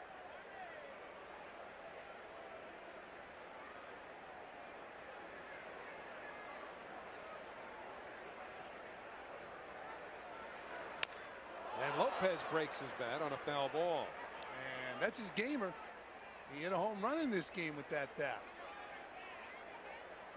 Yeah, but he's using Fonzie's bat, huh? That was a great shot. That was Edgardo Alfonso's bat. Well, you know, famous. It just snapped. Well, you know the rest of the story with Mookie Wilson, but make up your own mind here. Would he have beat Stanley to the bag? Pitch by Stanley and a ground ball trickling. It is a fair ball. Picked by Buckner. Rounding third base. The Mets will win the ball game. The Mets win. Mookie will say yes. Absolutely. Mookie felt he would beat Buckner or Stanley to first base. Well, Buckner would have had no shot. He was out there on gimpy knees, and to this day, people in Boston blame then manager John McNamara for not having taken him out for defense going to the bottom of the 10th inning. But Mookie swears he's going to beat Stanley to the bag, and he probably would have. Bob Stanley caught more of a lumbering type physique. Mookie running from the left side. One of the faster players in the league in those days. Probably wins that foot race hands down. Although Stanley did get a good break off the pitcher's mound, but that was then, almost 12 years ago. Now it's 6-1 New York. And Lopez hits it in the air to right field. Husky halfway. And he'll stroll back to first. 2 men away in the 6th. We saw Lopez break his bat before, but it was really Edgardo Alfonzo's bat. He went back into the dugout, picked up a new bat. You're going to wonder if this is another Alfonzo bat. He pops this ball up, and an easy out. So 2 gone. Brian McRae, who's hitless tonight, will turn around and bat from the right side for the first time. .217 right-hand hitter. .246 coming in from the left side, and they've got Husky picked off, but Vaughn drops the ball. Now that's going to go as a stolen base. So when you look at the box score tomorrow, it's an SB, and they hold that against the catcher. He wasn't even involved. Look at this. Good move by Husky. Run right towards the infielder. As big as Husky is, he can block Vaughn's view of the infielder and maybe take it in the back with a stolen base. You'd find a way to take it personally. So Husky in scoring position for Brian McRae. And the off-speed pitch misses outside. McRae played here often. He's a member of the Kansas City Royals. Here's Husky measuring a short lead from second. And the change. 1-1 on McRae.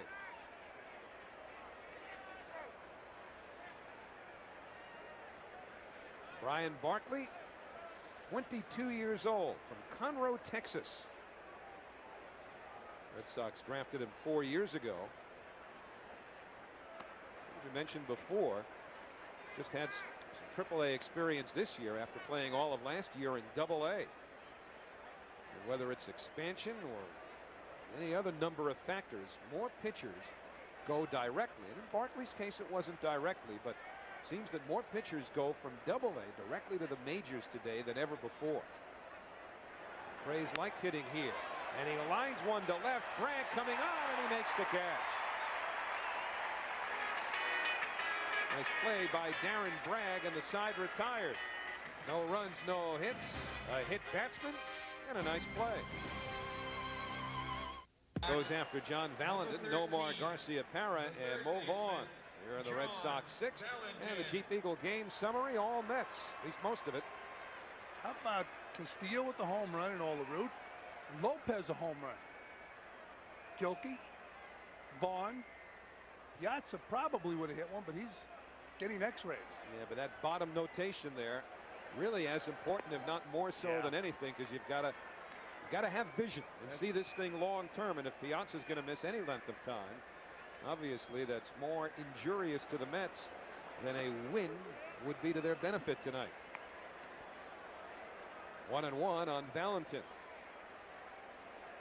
And the news before the game here was the arrival of Hideo Nomo. He will pitch on Tuesday night against the Tampa Bay Devil Rays. Interesting to see the support that Nomo gets at Shea Stadium right off the bat. Valentin fouls it off. You know, you've got a tremendous Asian American population in the Flushing area, the immediate vicinity of Shea Stadium, but all throughout the tri-state area. You think back to last year when Chan Ho Park pitched for the Dodgers at Shea Stadium. How emotional situation that was as Valentin goes down on strikes. One out here in the 6th inning. A lot of Korean American fans came out to Shea Stadium and flags were waving. And pitched the old fastball right by Valentin out of the strike zone. A lot of talk tonight was, as you look at that last pitch again, will Nomo and Arabu square off in the series between the Yankees and the Mets? That's 3 weeks from this weekend at Shea Stadium. Nomar Garcia-Parra had what to this point has to be considered the pivotal at-bat of this game from a Red Sox standpoint. They were down 3-0. Garcia-Parra, the batter, with 2 outs and the bases loaded in the 3rd inning, and Leiter struck him out. And that's after Garcia Parra ended the first inning by grounding into a double play. That's going to be the biggest out of the ball game if the Mets go on and win this game. Getting their best hitter to strike out with the bases full. Upstairs, 3-0. And a good clutch hitter. Contusion, left hand. X-rays negative on Piazza. He is day to day. That is good news. The fact that the X-rays were negative. 3 balls, 1 strike to Nomar Garcia Parra. Jay loves that word. Contusion. Yes. Practicing before he came into the booth, but full count now to Garcia Parra. The way that Piazza took that pitch on the hand from Nomo. We'll see Nomo on Tuesday. From Martinez.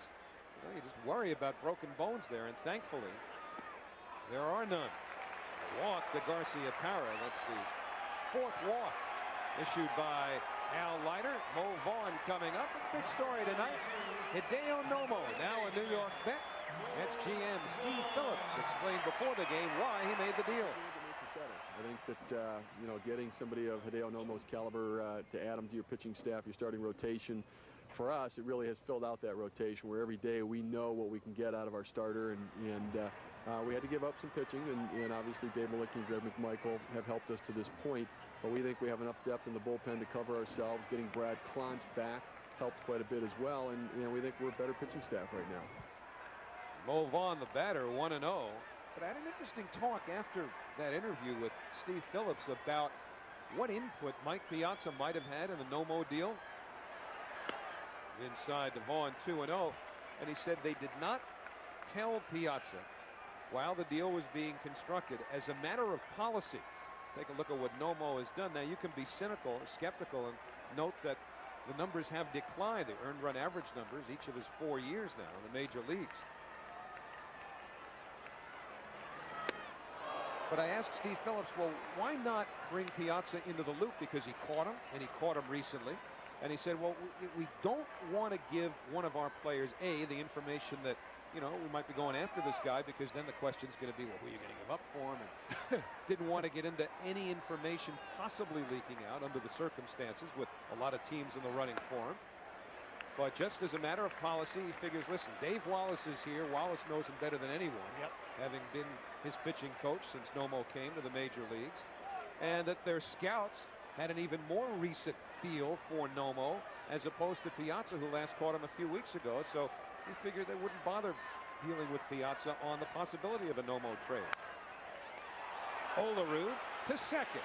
That's 1, and the Mets have turned another double play. That's 4. 6 innings in the books here at Fenway, and 4 of them have featured a Mets double play. Olerud starts it and finishes.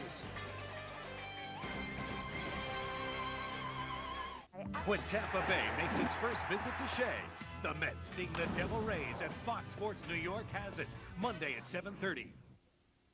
Bernard Gilkey has a home run in this game as he takes a strike on the outside corner from Brian Barkley, starting the 7th. Gilkey 2 for 3, including his 3rd home run.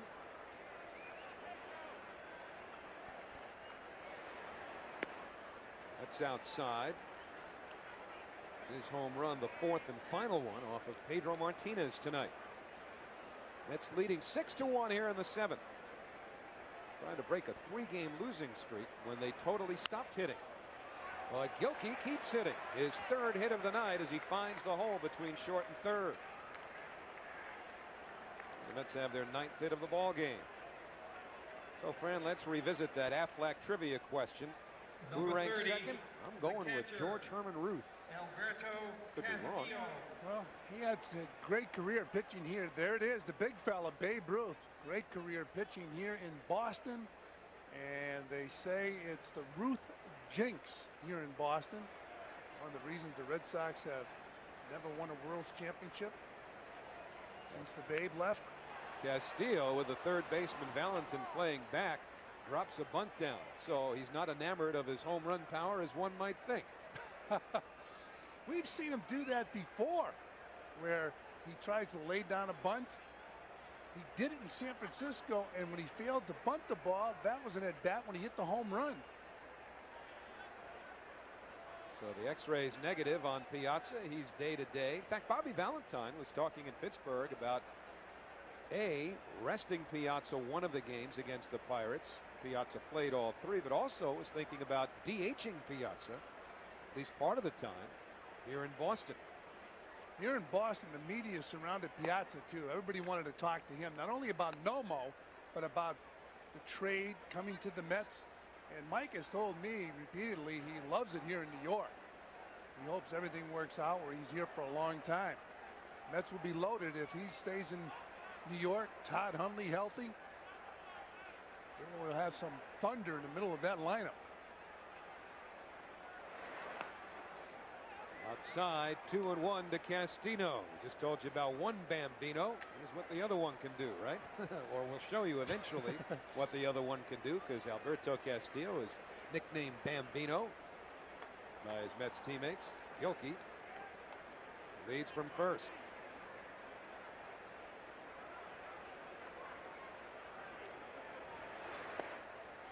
Inside. And it's our Coors Light play of the day. The Bambino, 1998, hits a home run into the screen here at Fenway Park. And what's he do? Later on in the ball game, tries to bunt for a base hit. 3-1 to Castillo. Now the count's full. Well, Kirk Reeder's a nice enough guy, pretty decent pitcher, but it looks a little bit better on your power hitting resume to have taken Pedro Martinez deep as opposed to Kirk Reeder. Reeder, the pitcher for the Giants, against whom Castillo homered for his first major league big fly, as the players like to call it. Olerud has hit one tonight off of Martinez as well. He's waiting on deck. Well, watching Martinez throw tonight, and I talked to Dan Duquette, the general manager of the Red Sox, before the game. They were concerned that viral infection and the loss of weight hurt him a little bit as far as his velocity is concerned, but they feel he's coming back now. But tonight's been a bad night for Martinez. By the way, I asked Dan Duquette if the Red Sox inquired about Hideo Nomo. He said absolutely, but the Dodgers wanted pitching in return, and the Red Sox couldn't do it. So there was a lot of interest in Hideo Nomo. Jimmy Williams was supposedly somewhat less desirous of Hideo Nomo than Dan Duquette was. Williams thinking, hey, wait a minute, we got a pretty good thing going here right now. And this guy's been hit hard occasionally this year. His numbers, as we showed you before, not what they were. He was kind of hesitant about it. And now on the delayed steal doesn't matter, because ball four, actually not even a delayed steal on the 3-2 pitch. Gilkey took that rather leisurely jaunt from first, as opposed to a base stealer's break from the bag. There's Dan Duquette, Amherst College. He was Jeff Reardon's catcher. He grew up in Western Massachusetts, and along with Jeff Reardon, played high school baseball in the western part of the state, and he was Reardon's catcher. He should take the credit for a brilliant major league career for Jeff Reardon. Joe Kerrigan now trying to straighten out the rookie left-hander Brian Barkley, who's in his third inning of work. Two real good general managers here at this ballpark tonight, and young general managers. Steve Phillips with the Mets, who's been wheeling and dealing. Number 5, Dan Duquette with the Red Sox. Each of whom have been criticized by their team's fans. John Wasden gets set in the bullpen because of their inexperience. Fans felt, well, they weren't able to pull the trigger on big deals. And of course, Steve Phillips pulled the trigger on one last year with the Cubs. Didn't work out for the Mets last year, but it's worked well for them this year. Certainly better than it has a year ago anyway. And Duquette was hearing some of the same stuff as John Olerud takes inside from Brian Barkley. Olerud singled in a run off of Martinez in the first as Gilkey leads from second and Castillo from first. And Olerud hit his 6th home run of the year in the 3rd inning off of Pedro Martinez.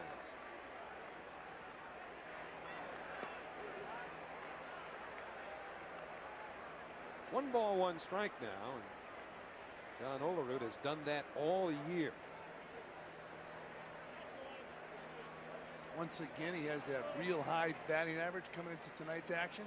And he told me a few years back when he was flirting with the 400 mark when he got into August, In the hole, base hit for Olerud. Here comes Gilkey around third. Lewis up with the ball. His throw going to third. Castillo in safely. Olerud on first with an RBI single, and the Mets are leading 7-1. 3 RBIs in tonight's ball game. 3 hits for John Olerud. 3 RBIs, and again against a lefty, a good swing. Absolutely perfect swing by John Olerud. Hits the ball in the hole and drives in his 3rd run of the game. Number 8, the second baseman, Carlos Baerga. Olerud, who came into this game leading the National League in hitting, now 3 for 4. I was saying that in August that year when he was flirting with 400, he felt for a moment that he could accomplish the feat. Carlos Baerga turns around and hits from the right side, and he hits it hard into right center. Castillo scores. Olerud on his way to third. Baerga will hold with an RBI single, and it's 8-1 New York. Baerga with 2 hits in this game, and he's picked up an RBI. First game of a 3-game series here in Boston. And the Mets have come out with their bats ablazing. They got beat 3 straight in Pittsburgh, and this is a new ball club here at Fenway Park. Carlos Baerga, his 2nd hit of the game, a single to right field. I know we've said it before over this last stretch from Baerga, but good swing. Yeah. That's a pretty good pitch. Right out there. That's a good pitch. We've heard hitting instructors talk about that front foot too. You see Baerga's front foot pointed right towards the pitcher, right towards second base, not pulling off as he was last year from the right side. Well, and we've said it a million times. When that ball this year hits his bat, the barrel of his bat, the ball explodes off the bat. And Bobby Valentine deserves a lot of credit for being patient with Carlos Baerga. So the Mets swinging some hot lumber here at Fenway Park.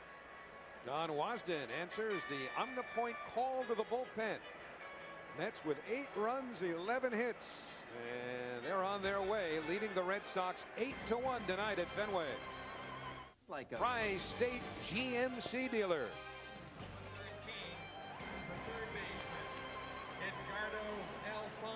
Mets have 2 in here in the top of the 7th, and now John Wasden comes out of the bullpen to replace Brian Barkley. And Wasden had some egg on his face yesterday because he was sent down to Pawtucket a couple of days ago, and then Dennis Eckersley went on the DL yesterday. He had a problem with his right shoulder, and so Eckersley goes on the DL, and Wasden, it really voiced some displeasure with Red Sox management after being sent down. Damon Buford came back off the DL, and he figured a position player was going to go down, but turned out they wanted Wasden to go to Pawtucket, and he never quite got out of town.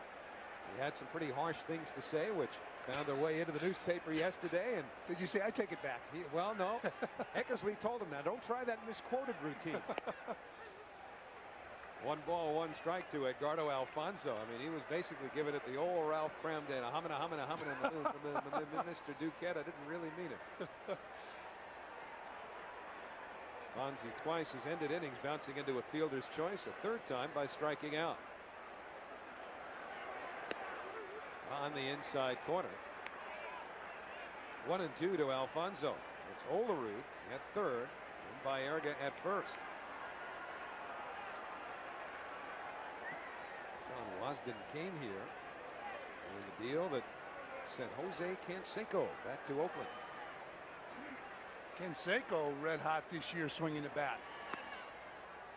Inside to Alfonso, 2-2. You mentioned Dan Duquette. Well, his cousin Jim Duquette is director of player personnel for the New York Mets.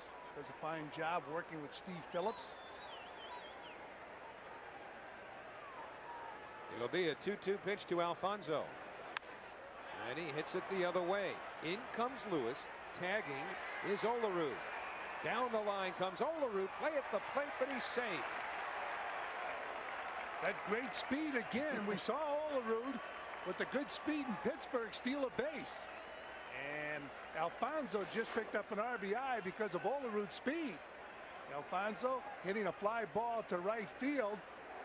And a strong throw from Lewis. Veritek with the left foot in front of the plate, but Olerud with that good speed and good momentum He moves that foot. Now you see Olerud tagging up. He said, "Ha, piece of cake." And he's off and running. And he runs, and he runs, and he slides. So John Olerud on this road trip trying to show Bobby Valentine that he should have the green light. So the Mets with 3 in this inning now have a 9-1 lead as Matt Franco takes strike 1.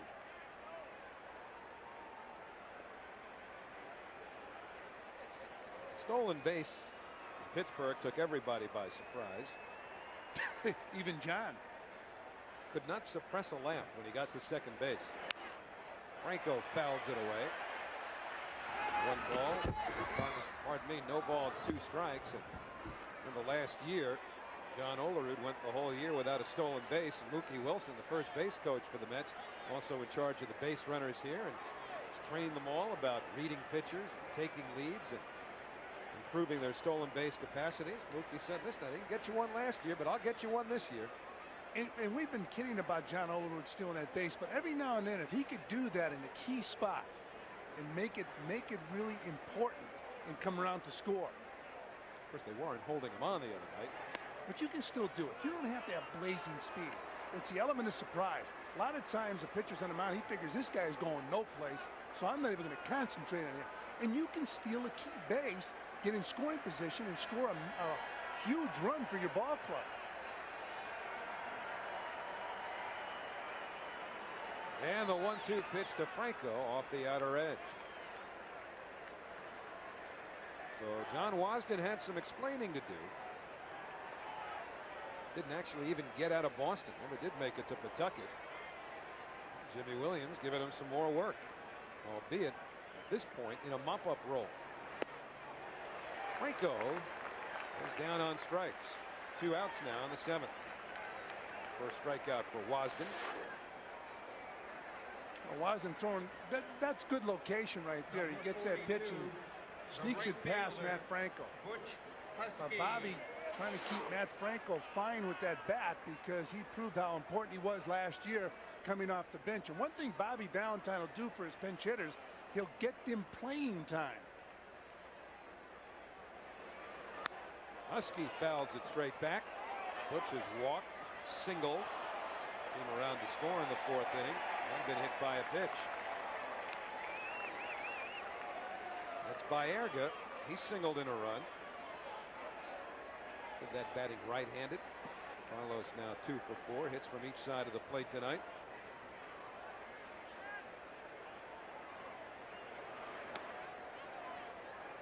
Huskies had the home run touch over the last week with home runs in 3 of his last 5 games. But he wants to hit one here.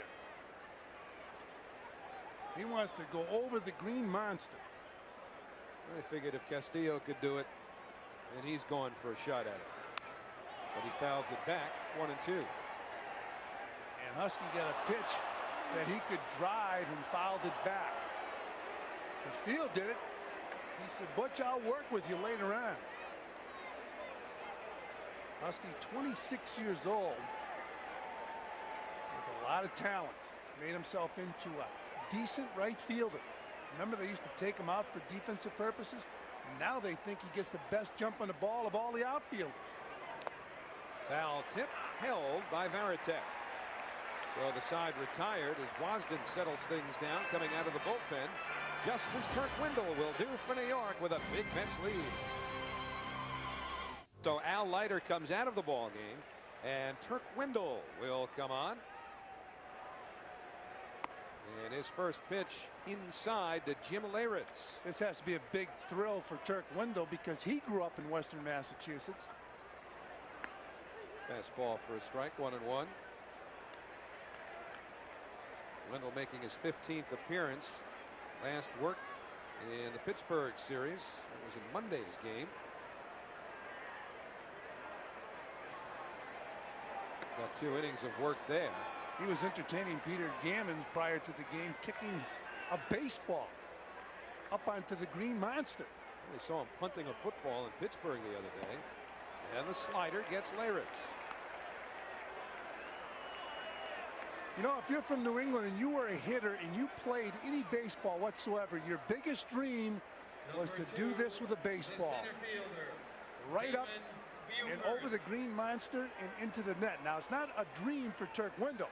He wants to keep it away from the green monster. Come on, you know what? You're begging me to ask for details here. You grew up in New England, in Holyoke, or however you guys pronounce it. It was everybody's dream. Mispronounce your own town. Come on now, and take me chapter and verse through whatever home run you might have hit in this ballpark. No, I'm not going to do it. Didn't hit one? How about BP? BP, I hammered the ball. Come on, tell me about the BP pitch. Remember where they throw batting practice from now. I'm still looking for that dream to hit that ball up into the net. And I don't want to hear from the truck either. 2 balls, 2 strikes now on Damon Buford.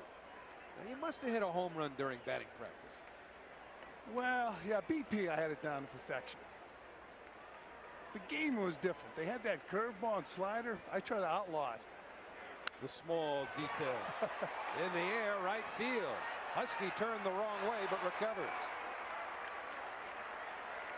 I talked about Husky's defensive ability, and he's really improved as a defensive player, chasing that ball down. All right, now, here's your rubber. Let me work it. Here's your rubber. No, it's a 2-pronged thing. You see, the front part of it, that's where they throw batting practice from. The idea is that the pitcher who throws batting practice is on the edge of the mound. Right now, it's 60 feet 6 inches from the rubber. And keep in mind, I used to face Yogi, who couldn't reach home plate. Oh, wait a minute, but that's, what, about 45 feet from home plate? And it still gave you problems during BP, huh? Absolutely. That telestrator just gave you a problem. Inexperienced. Supposed to be for the analyst. Just once, I figure, all right. All this time, once, try to use the telestrator. How come when you put your finger on the place that you're trying to illustrate, as you look at Brad Klontz getting ready to make his Mets debut, the notation is like 3 inches south of that? Is that in the telestrator handbook? You're an analyst. Explain it when we get back. Because Turk Wendell, who could probably do a better job telestrating than I just did, just worked a 1-2-3-7.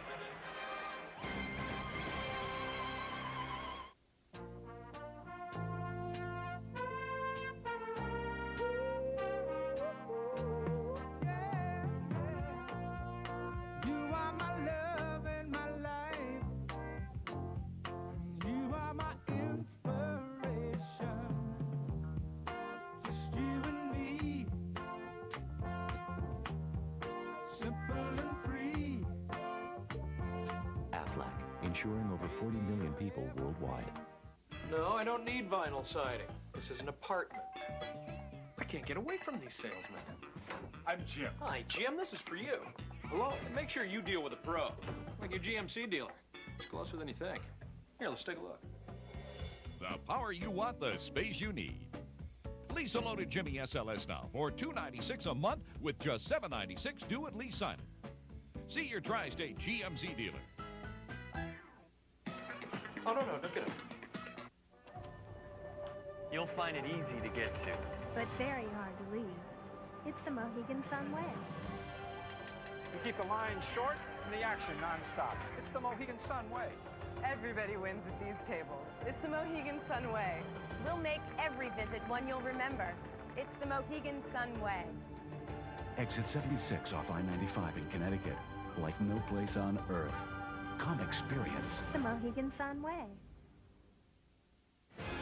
New York Mets baseball is brought to you in part by the Dime, the bank that's with you all the way. I got Healy with me all the way up here. Win or tie. Right. Go to the telestrator, you're on your own. I thought you did a great job. I don't know. How is it when you put your finger on second base, the telestrator picks up the pitcher's mound? Anticipation's the key. All right. Luis Lopez must have anticipated that fastball from Pedro Martinez in the 4th inning, launched it for a home run, leads off the Mets' 8th. He broke his game bat, but it really wasn't his bat. It was Edgardo Alfonzo's bat.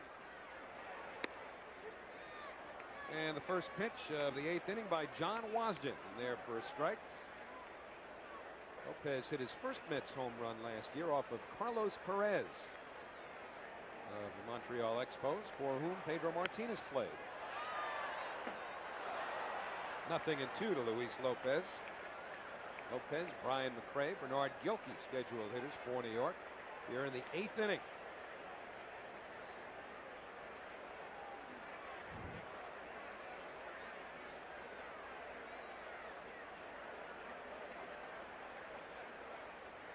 That's bats back in working order after the 3-game sweep in Pittsburgh. And Wasden was right in front of it to throw out Lopez. 1 gone in the 8th inning. And as we have revisited the 1986 World Series tonight, look at the home run that put New York ahead to stay in Game 7. Now the windup in the delivery. Swung on, hit in the air, fairly deep to left field. Going back near the wall, looking up. Goodbye! Home run, Ray Knight! The Mets lead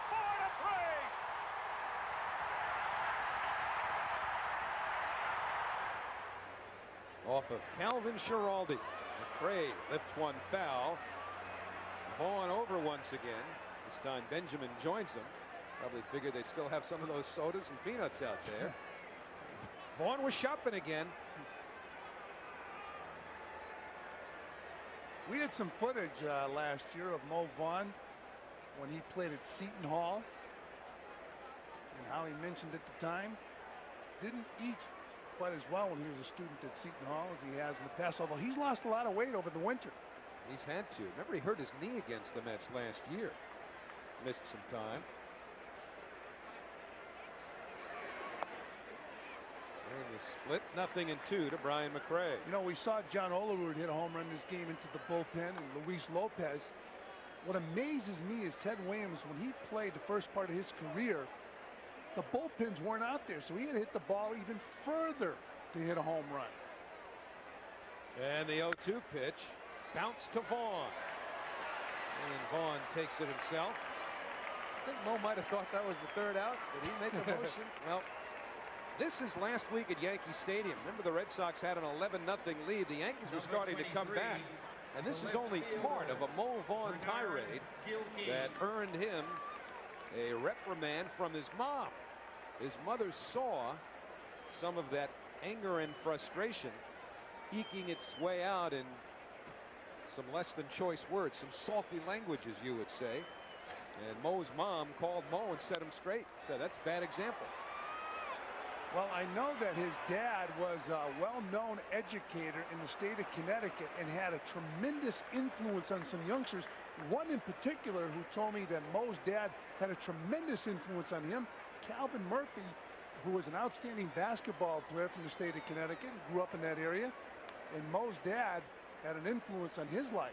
When we were in Houston, or at least the Mets were in Houston at the end of April, and you mentioned Calvin Murphy now, he's running the sports commission, I think, for the city of Houston, and he's in some hot water. Yes, I read that same article. Not sure exactly what the charges were, whether they're misappropriation of funds or things along those lines, but Calvin Murphy's in big trouble in Houston. It's got nothing to do with missing a free throw. He never missed a free throw. No, had the record. Still has the record, I believe. Gilkey needs a triple here to get the cycle. Got a double, a home run, and a single.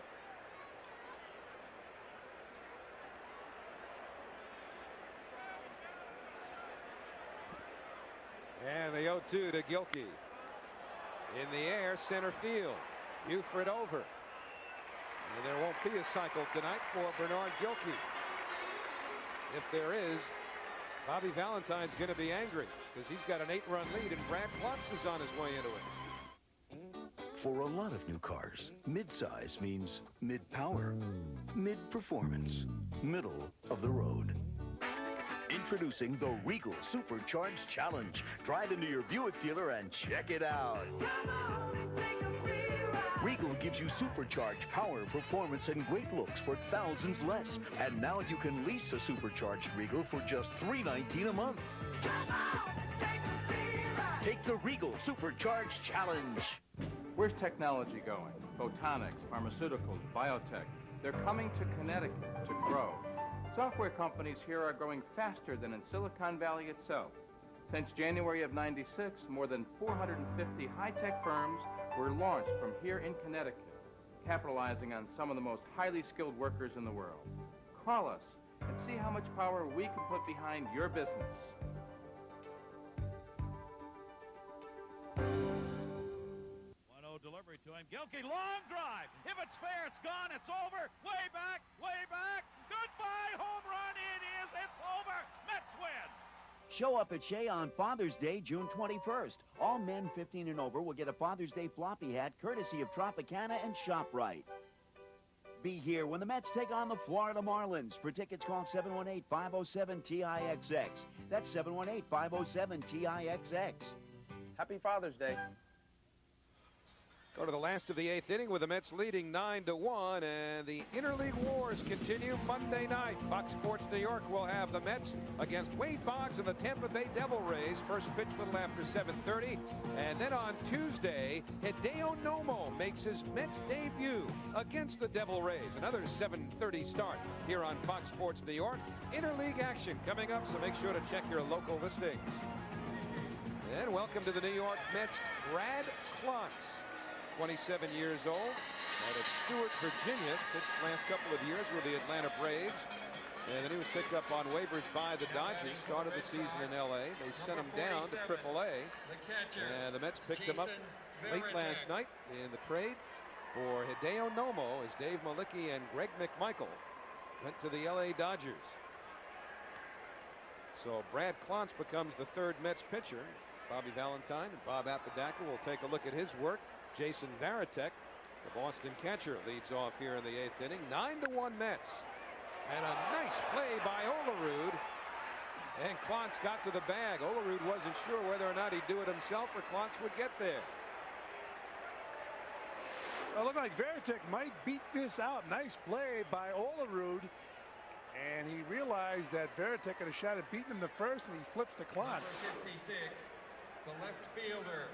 Olerud said, I'm fast, but I'm not that fast. So 1 out, nobody on. Darren Bragg, the batter. Now you'll notice that Klontz is that submariner.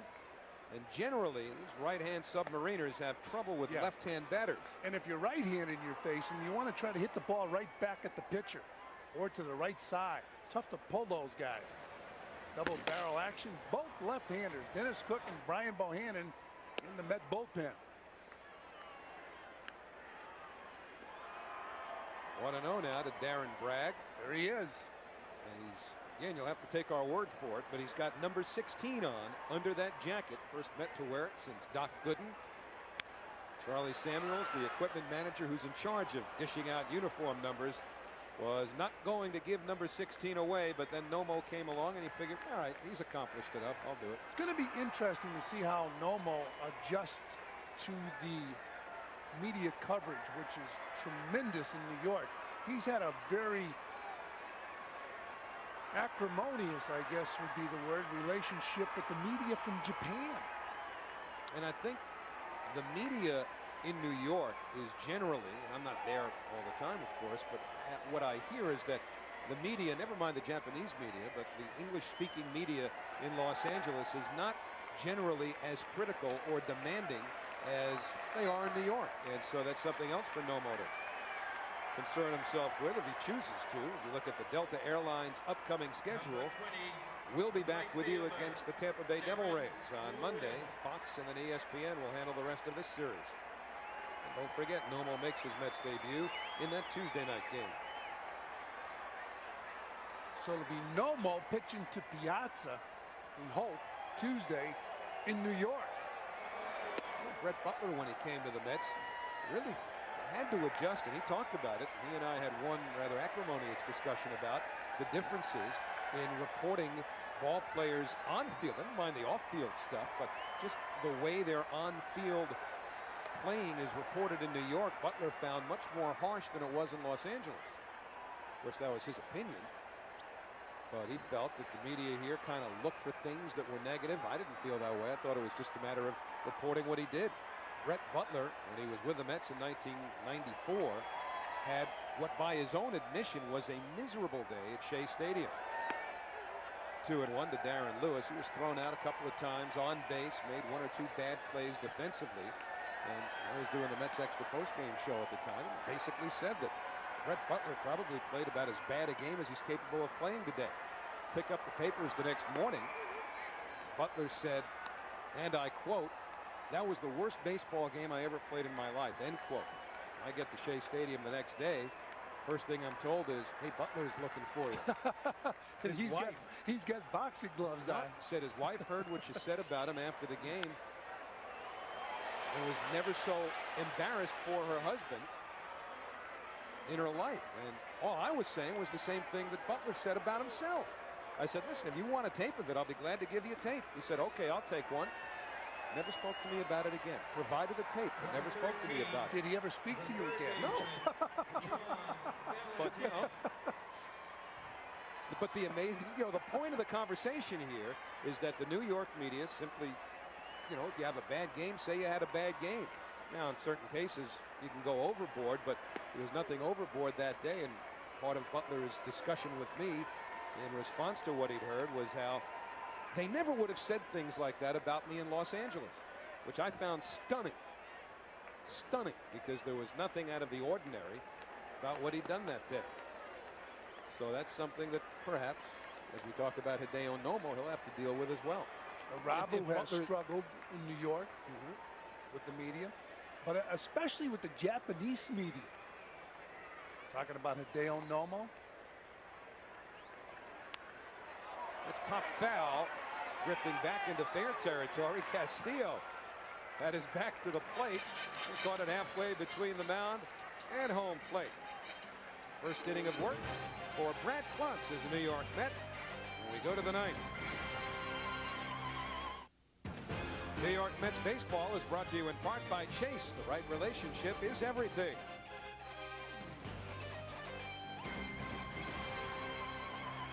Ninth inning in Boston, all Mets tonight. They lead 9-1. They've hit 4 home runs, all against Red Sox starter Pedro Martinez.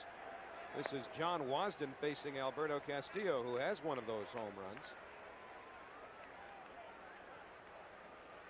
Brian Barkley came on in the 5th inning at the start of the inning and worked 2 innings plus. Gave up 3 runs.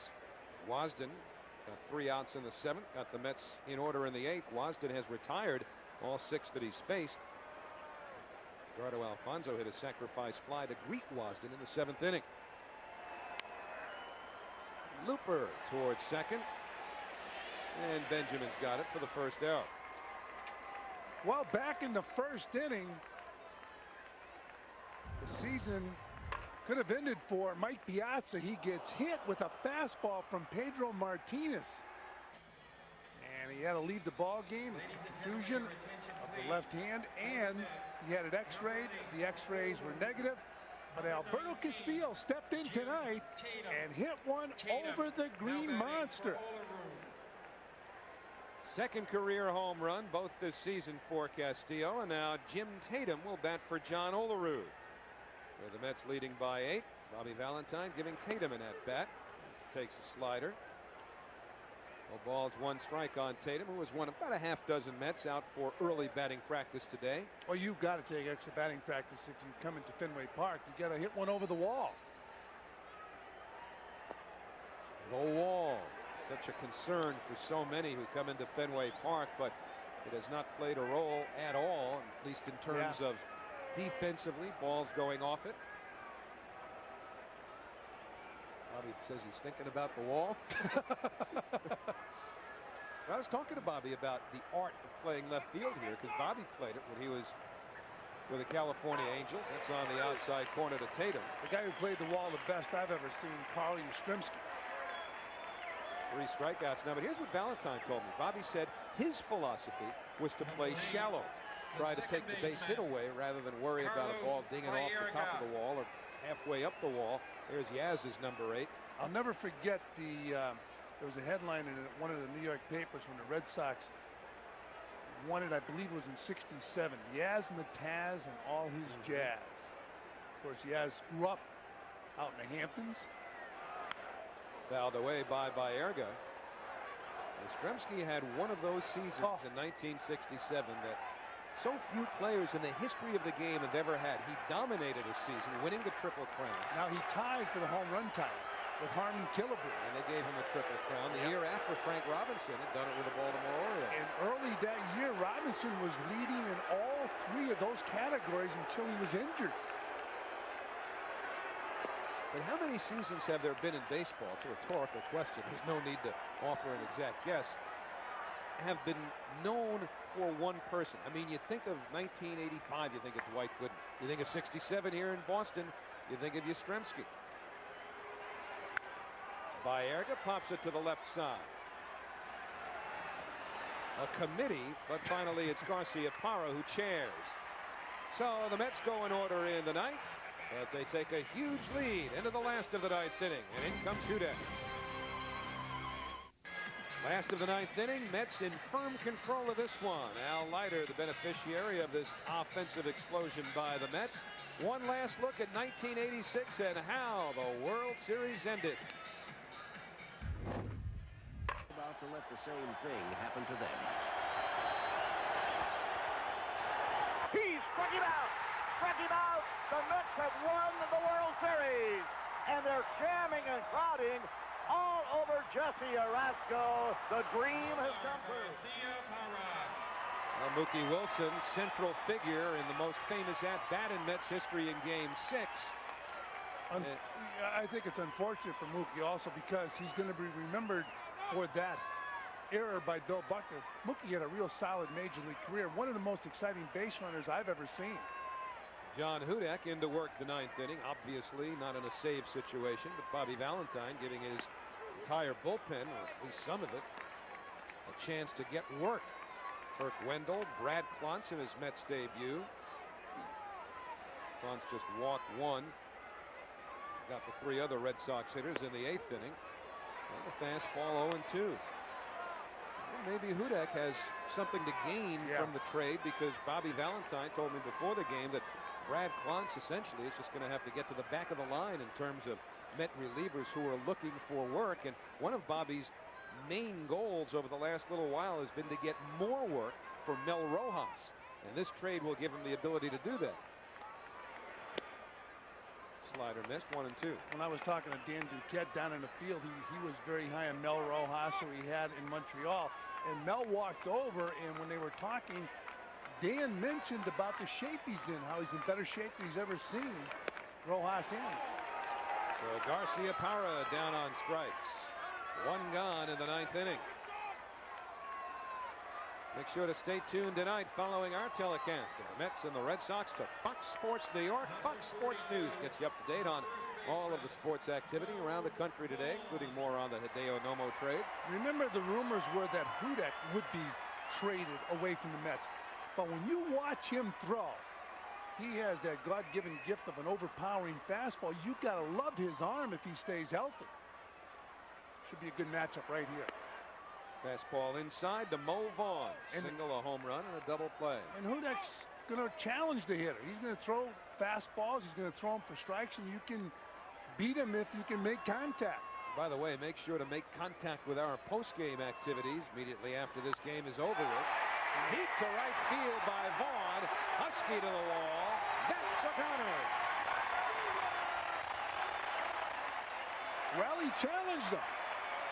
And Vaughn made contact. Second home run tonight for Mo Vaughn, accounting for both of Boston's runs. It's 9-2 New York. 17 home runs now for Vaughn. Well, they got a dilemma here in Boston. He's very, very popular, but there's a real good chance the Red Sox are not going to be able to sign him. Very popular with the fans. He did a lot of community work here in Boston, although he's run into some controversy off the field during the off-season. Yeah, he got picked up on a DUI, driving under the influence. And here's that home run off the bat of Mo Vaughn. They had a 3-year contract on the table for Vaughn, but it's reported that after the DWI, they dropped it to 2 years. Vaughn just went through the worst month of May of his career.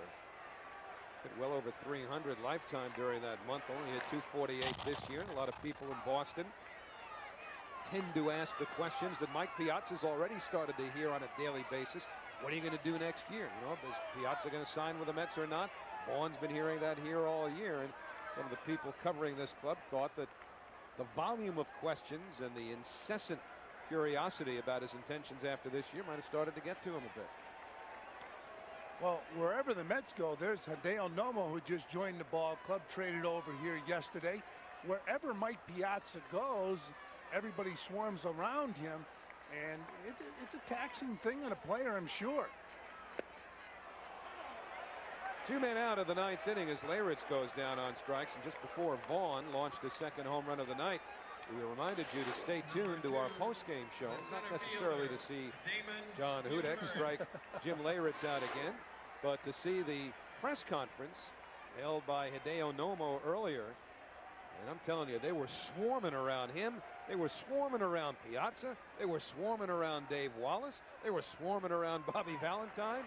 Everybody wanting some input from those in the know regarding Nomo. And Nomo, through an interpreter, offered his own insight, and we'll have that for you. The press conference coming up as part of our post-game show, which will begin any moment now as Brian McRae settles under Buford's fly ball and put it in the books.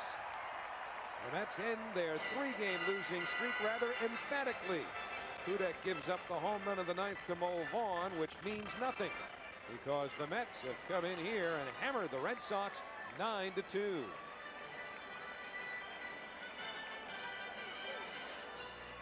So the Mets, who lost 2 out of 3 to the Red Sox last year, win the opener of this 3-game series tonight. And one of the big bats, the catcher with the Mets, Alberto Castillo. A home run after Mike Piazza was hit by a pitch and had to lead the ball game. Castillo congratulating Hudek. And John Olerud with a big night. Bernard Gilkey going up into the screen over the Green Monster. And Luis Lopez a home run. 4 of them off of Pedro Martinez. 4 of 11 hits the Mets had. Nomo and Masato Yoshii, good friends, back in Japan, reunited as New York Mets. 9-2 New York, your final. We're coming right back.